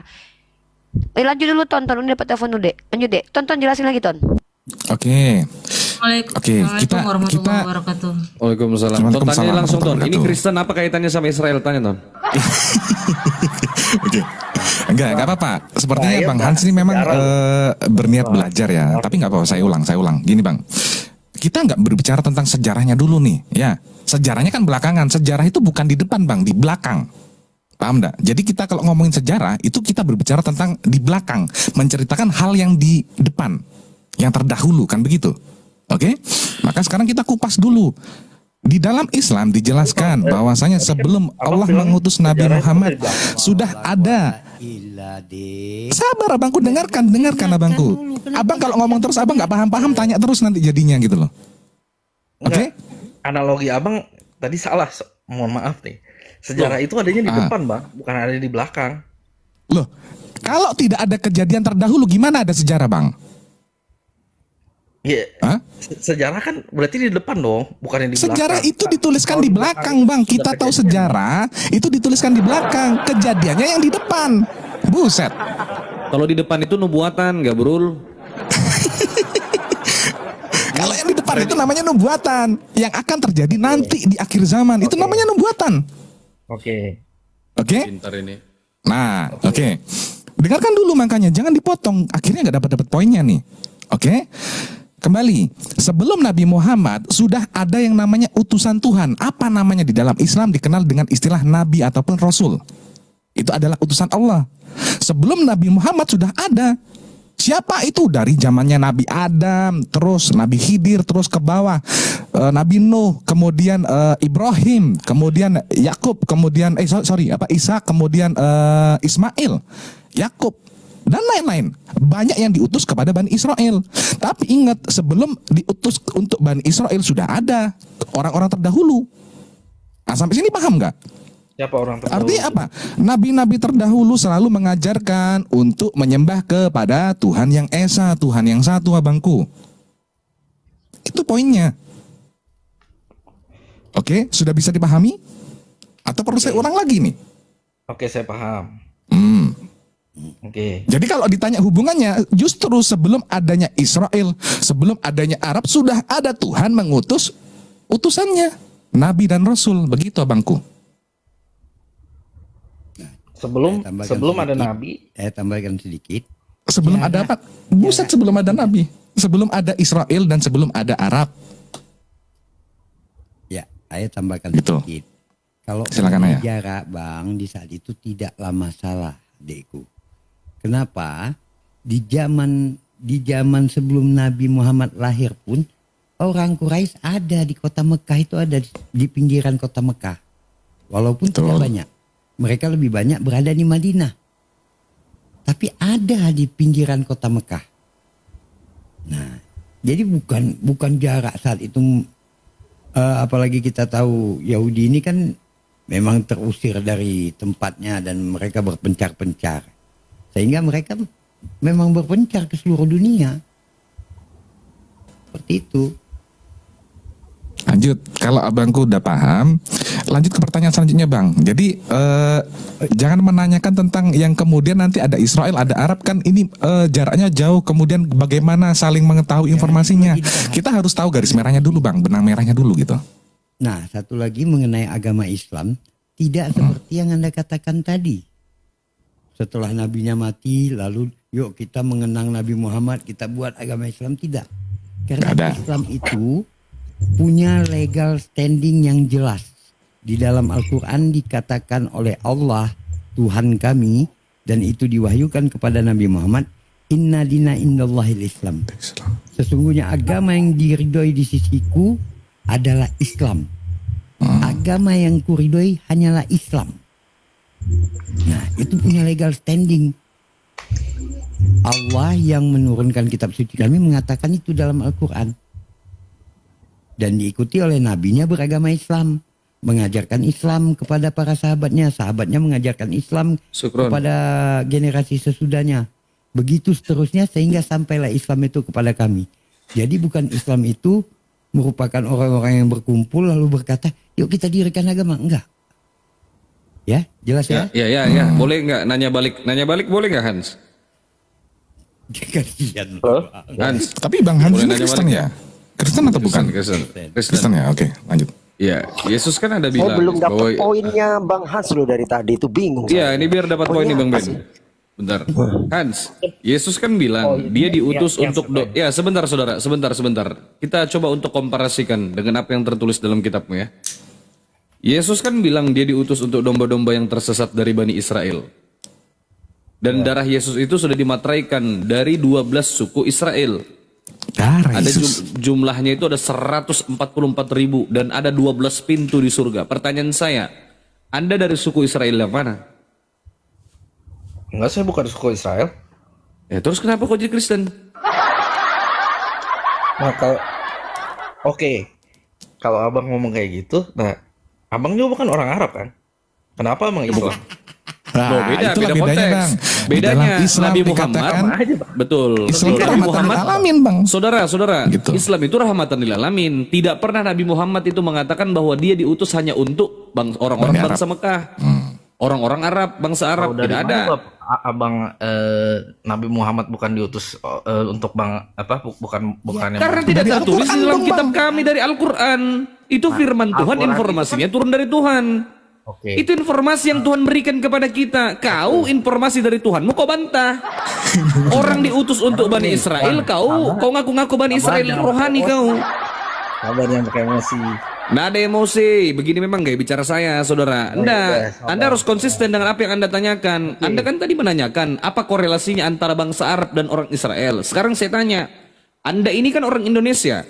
Kenapa kau jadi pengikut Yesus? Sedangkan dia diutus hanya untuk Bani Israel. Kau dari bangsa Israel yang mana? Suku Israel yang mana? Kau dari ke-12 suku? Oke, udah kan. Tadi kan udah saya jawab, ya kan? Ya, apa jawabanmu? Ya ampun, masih mesti diulang lagi. Ya pakai dalil, Bukan orang Israel jawaban dia, Bangku. Artinya nggak dapat bagian dong daripada oh, berarti kalau kau bukan bangsa Israel, iya betul. Nggak dapat bagian kau. Ya nggak apa-apa, Bang. Nggak apa-apa, Bang. Iya, berarti kau dari mana adanya? Mengarang, mengada-ngada aja. Nggak dapat bagian tuh nggak apa-apa. Enggak, maksudku begini, menurut kitab suci kok cuma mengarang-ngarang aja kau ini, nggak tertulis soalnya. Enggak, kalau untuk soal nggak dapat bagian tuh bener ada tertulis loh Bang di dalam Bible. Pernah baca nggak Galatia 4 nomor 4 dan 5 tuh coba dibaca tuh. Lanjutkan Ton, aku makan lanjutin. Resiko saya, bukan resiko buat abang kan? Iya betul, enggak kita untuk meluruskan gitu loh. Abang kan kritis terhadap orang Islam, maka kita komparasi aja gitu. Oh, Bang, saya cuma nanya sejarah loh dari tadi. Iya, saya kan udah jawab abangku. Oke. Nah iyalah, apa salahnya? Kan mirroring. Masa kami nggak boleh nanya? Kau terus nanya dari tadi. Iya, kami nanya. Masa kami nggak boleh nanya? Kami harus nanya juga lah. Kau ini dari mana asalmu? Kenapa kau jadi Kristen? Kenapa kau klaim kau sebagai pengikut Yesus? Yesus tak kenal Kristen kok. Oke, saya bertanya nih, Bang. Jangan kau terus nanya. Kasih kesempatan temanku nanya. Kau jawab. Kau bisa masuk? Izin? Ya, masuk Bang Ben. Iya, jadi kan pakai Jesus ini kan nggak enak. Bentar, sabar, jangan terguncang. Jadi Jesus ini kan dia kan untuk apa, dia disalib untuk menghapus kutuk hukum Taurat. Catat, menghapus kutuk hukum Taurat. Hukum Taurat itu untuk siapa? Ulangan 33 nomor 4. Hukum Taurat itu hanya untuk jamaah Israel. Artinya apa? Jesus ini hanya untuk menghapus dosa atau menembus dosa bagi Bani Israel, dan itu diperkuat di KPR 13:26. Nanti Bang Ton bisa bacain itu. Jelas di situ dikatakan Jesus juru selamat bagi bangsa Israel. Saya dari tadi dari awal kan saya cuma darah ya. Sabar Bang, sabar. Ini nyambung pertanyaan Bang Iqbal ini. Ini nyambung pertanyaan Bang Iqbal. Bang, sorry banget. Saya menghargai semua abang di sini. Cuman saya dari awal kan cuma hanya bertanya kan. Kenapa, Bang? Iya, berarti dia nggak mau ditanya. Udah stop lah teman-teman ya. Dia nggak mau ditanya. Nggak mau ditanya, Bang. Gimana bang? Saya belain abang pun salah ini, buset. Oke. Saya kan belain abang supaya abang nggak ditanya, malah abang bantah. Ya udahlah, tanya teman-teman sama dia. Gimana sih? Terus, ya. Jadi benar yang dikatakan Bang Iqbal bahwasanya Yesus itu hanya untuk Bani Israel, ayatnya clear. Bahkan yang sering dibawa oleh teman-teman yang tentang Matthew 28 nomor 19 yang aku diutus untuk seluruh bangsa. Kalau kita buka original teksnya bukan seluruh bangsa. Di situ terus kata etnos, suku muridku. Suku muridnya Yesus apa? 12 suku Israel. Bukan seluruh bangsa. Jadi jelas di situ kata etnos, muridku, suku muridku. Jadi benar yang dikatakan Bang Iqbal, Yesus itu hanya untuk Bani Israel. Jadi non Bani Israel ini sebenarnya dapat bagian apa? Coba saya mau tahu. Dasarnya apa dia? Saya mau tahu, silakan. Oke bang.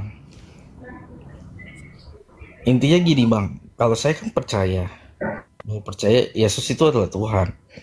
Kalaupun saya memang tidak dapat bagian dari yang dijanjikan, ya nggak masalah bang. Itu kan kepercayaan saya. Gini lah Bangko, ini kan namanya ranah diskusi. Kalau abang misalnya nggak bisa menjawab dari Bible ataupun dari data ataupun referensi, nggak apa-apa bang, bilang nggak tahu aja atau nggak bisa jawab bang gitu. It's okay kok, bukan satu yang membuat kita malu kok gitu. Cuman kalau abang menjawabnya itu kan keimanan saya bang. Jangankan abang, kalau ada nanti orang naik satu terus dia bilang, bang saya beriman bahwasanya sendal itu Tuhan, kita biarin kok. Nggak akan kita tegur. Orang naik terus bilang, bang pohon itu Tuhan bang, ya udah silakan. Itu namanya menjawab dari keimanan abangku. Jadi gini bang, Anda ini di ranah dialektika. Dalam ranah dialektika, saat Anda berargumen, dasarnya adalah data dan dalil, bukan iman. Tidak ada ranah dialektika dasarnya iman bang. Iman itu masuk tong sampah semua ketika di ranah dialektika.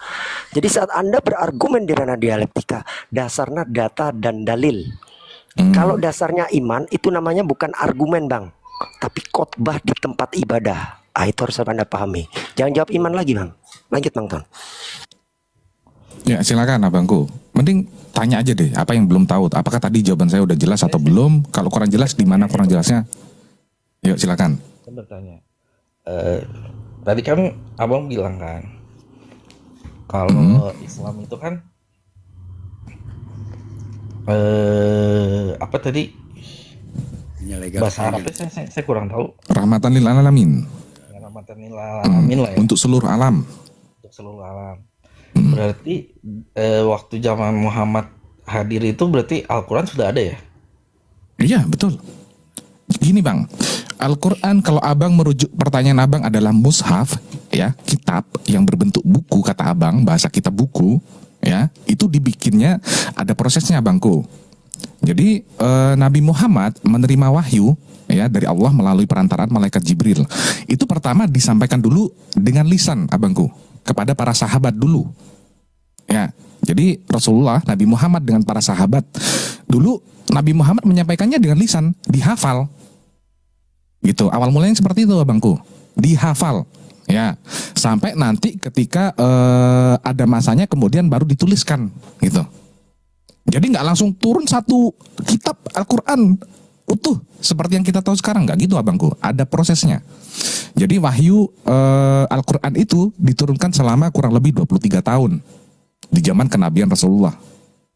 Seperti itu prosesnya. Silakan. Ya, tambahin sedikit. Dia turunnya secara bertahap sesuai dengan kejadian yang terjadi saat itu. Itulah yang dinamakan asbabun nuzulnya gitu. Lalu ketika Al-Quran itu disampaikan kepada para sahabat pun, itu bukan disampaikan dengan tidak ada aturannya, ada aturannya. Bagaimana aturannya? Biasanya Rasulullah mengumpulkan sahabat di masjid, lalu Rasulullah menyampaikan, para sahabatku telah sampai kepadaku firman Allah yang berbunyi, itu ada pembukanya dan ada penutupnya bang. A'udzubillahiminasyaitonirrajim, bismillahirrahmanirrahim. Lalu disampaikan isinya, lalu ada penutupnya, sadaqallahul-adzim. Gunanya apa? Supaya jangan tercampur antara kata-kata Nabi dengan kata-kata dengan firman Allah. Itu sebagai bentuk penjagaan. Lalu para sahabat tadi membuat hal-hal, membuat lingkaran-lingkaran kecil berisi 5 orang, 7 orang untuk saling menghafalkan. Apabila mereka sudah hafal dengan baik, maka mereka bersegera pulang untuk mengajarkan kepada anak istrinya. Jadi hampir seluruh sahabat Nabi itu adalah hafiz dan hafizah Al-Quran, penghafal Al-Quran. Lalu Nabi memerintahkan juga kepada beberapa orang yang dipercayai untuk menulis, agar menuliskan Al-Quran tadi. Setelah ditulis, divalidasi oleh Nabi, dibacakan ulang kepada Nabi, lalu sudah benar disuruh simpan. Seperti itu Bang. Tapi belum berbentuk buku. Oke? Itulah penjagaan Al-Quran tadi. Siap Abangku. Cukup bertanya aja sih kayak gitu tadi. Soalnya Ya, saya boleh. agak Jadi Al-Quran itu ada di zaman Nabi Muhammad sampai di akhir surat yang terakhir turun itu saat Haji Wada, itu Nabi Muhammad masih ada. Dan semua ayat-ayat itu sampai kepada para sahabat. Dan yang ditugaskan menuliskan seperti itu. Ya oke. Yang pasti para sahabat menghafal Bang gitu. Cuman ya dari menghafal ini ada yang hafalannya buruk, ada yang hafalannya baik. Itu nanti berhubungan dengan apa namanya ya? Penilaian itu apa? Ya. Sanad riwayatnya terus apa namanya? Ya itu diapakan kembali, memang divalidasi kembali. Divalidasi kembali Bang gitu. Jadi nggak sembarangan. Yang sudah dibukukan gitu. Nah, dan Al-Quran itu selalu kami bacakan dalam sholat kami, sehingga Al-Quran itu selalu terverifikasi. Oke Bang. Bang, kayaknya cukup. Saya cuma bertanya itu aja sih sebenarnya. Ya, apa-apa. Bagus. Oke. Makasih Bang. Nanti kalau misalnya Abang mau tanya-tanya lagi next time boleh Bang gitu. Boleh. Abang Siap. cari tahu juga Makasih Bang. banyak Bang. Kok bisa? Sama, sorry Bang ya kalau ada salah-salah kata dari saya tadi ya. Orang Yahudi berada di Eropa Bang. Saya juga minta maaf Padahal kalau belum ada ada pesawat saat itu. Ya, masukkan aja Bang ya. Jadi jangan pakai iman Bang. Kalau nggak tahu bilang nggak tahu. Itu lebih gentle kalau di dalam dialektika Bang. Jangan pakai iman. Ya Bang. Oke, terima kasih abang-abang semua. Siap Abangku, mantap. Yang lain, ada nggak yang lain yang mau naik? Naik lah.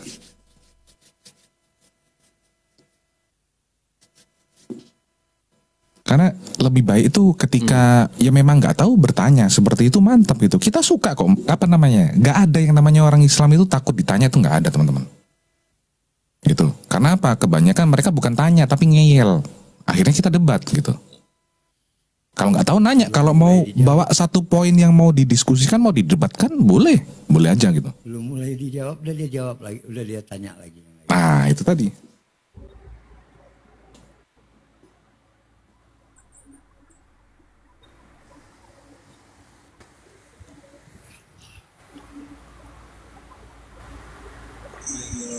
Ya, halo, selamat malam Om Haiden, Raja Ampat, selamat malam.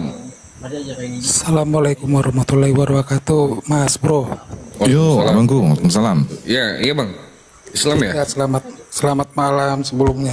Saya Iya, sebenarnya malam-malam. ingin compare ke Uniriva ya. Abang Kristen atau Muslim Bang? Gini, sebelumnya saya mualaf. Oh siap Abangku. Masya Allah. Gini, maaf nih kalau sebenarnya saya lagi liburan bersama keluarga nih. Saya punya anak 4. Kebetulan anak saya lagi nonton, ini ngefans sama Uniriva. Wih, Masya Allah loh. Masya Allah. Tiba-tiba ada yang janggal. Ini saya sekeluarga nih lagi ada di Cimahi nih.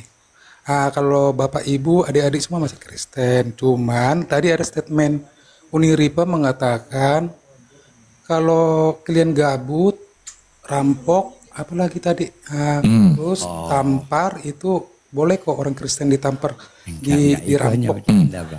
Karena gini Bang, itu sebetulnya satir. Ntar. Itu satir. Lanjut. Iya, Satir. makanya saya begini. Sini. Makanya begini nih. Saya mau pingin mungkin Mbak Uniripanya kebablasan. Ya, itu satir aja itu Bang. Sebetulnya Iya, itu kebablasan. cuman Jadi, Sini saya jelaskan sedikit ya. Boleh saya jelaskan? Anak saya ini kan masih kecil. Oke. Nggak paham. Jadi ini anak saya kan ada dua ini nih. Aduh gimana ya udah dijelaskan aja biar didengar. Biar jangan salah paham. Itu salah paham aja. Uniriva nggak serius ngomong kayak gitu. Itu satir ya, satir sarkasme namanya. Itu sebuah sindiran agar seseorang itu merasa. Apa sih ini dengerin? Nggak apa-apa, sini aja. Itu cuman sindiran saja, guyonan, itu nggak serius sebetulnya. Itu nggak bener-bener seperti itu, tapi itu satir saja. Karena memang ada beberapa ajaran di dalam internal OTN itu sendiri yang abang pahami itu tidak bisa bang diterapkan di dalam kehidupan kita sehari-hari, tidak relevan. Nah mereka seringkali terlalu memaksakan itu. Contohnya kasihilah dirimu seperti kau mengasihi dirimu sendiri. Kasihlah musuhmu seperti kau mengasihi dirimu sendiri, kan gitu. Bang Raja 4 monitor. Ya, dan tadi udah sebetulnya tadi kalau abang mendengarkan dengan rinci, tadi Uniriva juga sempat mengatakan bahwasanya kecuali mereka sudah mengatakan bahwasanya itu adalah kalimat alegoris. Terus saya bilang sama anak saya tadi, saya bilang sama anak saya, itu mah ini mungkin bercanda, enggak ada yang ngaminin di bawah ketawa-ketawa laki-laki katanya. Ya, itu biasa bang dalam ranah diskusi biasa. Gini abangku, kalau memang punya anak yang masih di bawah umur ya memang harus dibimbing ya. Jangan dilepas nanti gagal paham dalam menyimak diskusi ini gitu. Jadi maaf nih ceritanya begini nih, kita kan Ramadan dialamin ya. Betul. Ya terus, ini kan kita lagi liburan, kakak-kakaknya dari adik-adik saya, bibinya lah ya. Ini kan mereka bermain ledek-ledekan. Oh, di antara mereka ya. Oh iya. Memang satir aja gini ya bangku ya, sorry ya. Tadi udah disampaikan alasannya bahwa itu adalah bahasa satir. Jadi terus malu saya sama untuk adik abang, saya jadinya.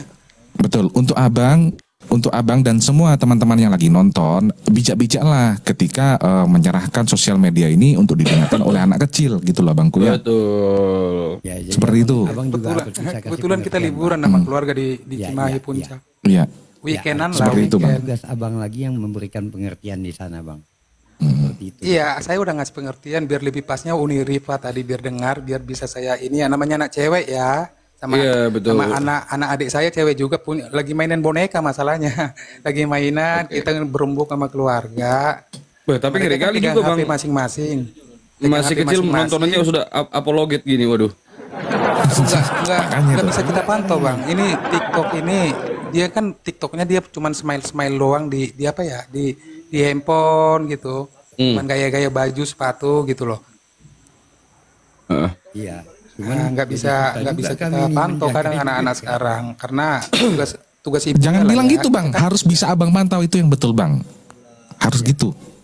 Karena itu tanggung jawab abang sebagai orang tua gitu loh. Bagaimana ketika anak abang itu apa yang dia tonton, apa yang dia dengarkan, itu tugas abang, bukan tugas kita bang gitu loh. Tidak ada yang pernah salah di dalam ranah diskusi ini bang itu. Ini hanya untuk yang mau, untuk yang nggak mau ya nggak apa-apa, silakan geser seperti itu bang. Betul lah bangku, betul. Maksudku begini, ya namanya kita sebagai kepala rumah tangga ya, yang menafkahi ya, kita kan pergi pagi pulang sore. Dalam hal itu saya maksudnya nggak bisa memantau pegangan mereka. Iya berarti mamanya yang harus diajarkan istri abang seperti itu. Makanya ini. Oke lah begitu ya abangku ya. Siap, betul. Oke, minta maaf ya Bang Raja 4 ya. Dan sekali lagi saya tekankan itu cuman bahasa sindiran saja karena memang dalam ranah diskusi ada beberapa ajaran dari sebelah itu yang tidak relevan untuk diterapkan dalam kehidupan sehari-hari.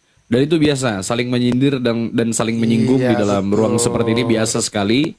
Itu biasa saja dan sangat biasa. Tapi ya tinggal abang aja lagi sih yang menjelaskan kepada keluarga, kepada anak. Udah saya jelasin. Oke, itu bercanda aja, itu nggak serius itu, nggak ada. Dan di Islam juga kita nggak ada diajarkan seperti itu. Iya, biar lebih pas, biar langsung dari abang-abang sekalian nih, om-omnya nih yang dengar gitu loh. Siap. Saya juga ini deh, saya open kamera ya untuk adik-adik anaknya dari Papa Raja 4. Ya mohon maaf ya, tadi itu hanyalah bahasa satir, bukan serius, oke? Iya. Gitu. Bercanda aja, betul. Ini dulu buat kamu. Ya oke lah, oke udah nangis, udah nangis, udah. Iya. Lanjut ya. Mau muntah, Oke, turunin aja bang. Oke Bang Raja 4 siapa? Iya nggak paham saya main TikTok, nggak pernah main TikTok. Iya, Siap. Bang. Assalamualaikum. Makasih, Bang. Assalamualaikum. Waalaikumsalam. Assalamualaikum warahmatullahi wabarakatuh. Halo Oma, Yupi, monitor. Yupi, halo. Yupi. Yupi. Yupi.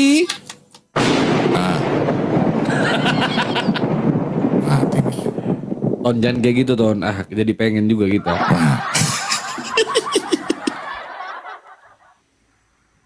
Ngomong-ngomong berapa harganya itu beli yang kayak gitu efeknya? Ngeri cok. Efek petir coba sekali lagi Ton, sekali lagi Ton. Iya, dilempar dulu. Nah, habis itu baru dipetir. Nah, tuh. Ngeri cok. Anjir. Baru dengar aku efek kayak gini.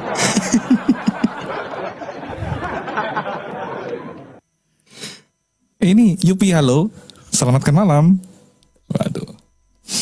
Jangankan yang didengarkan anak ya, bahkan waktu itu ada teman muslim juga yang ngomong kalau ya pakai speaker dia dengerin, jadi tetangganya pun ada yang oten denger juga gitu.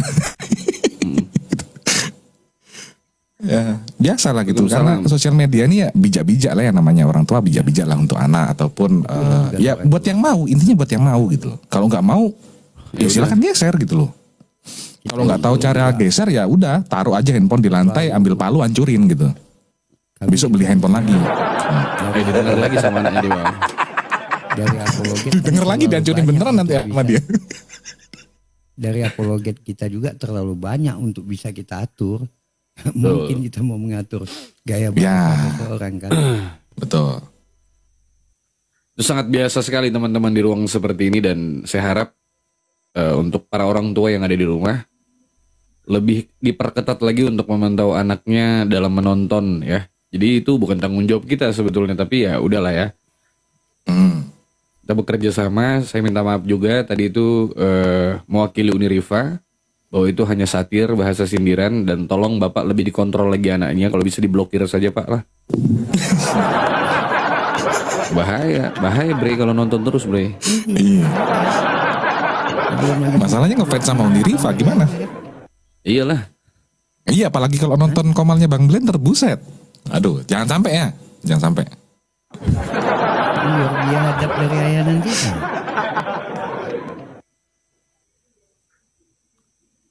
Aduh.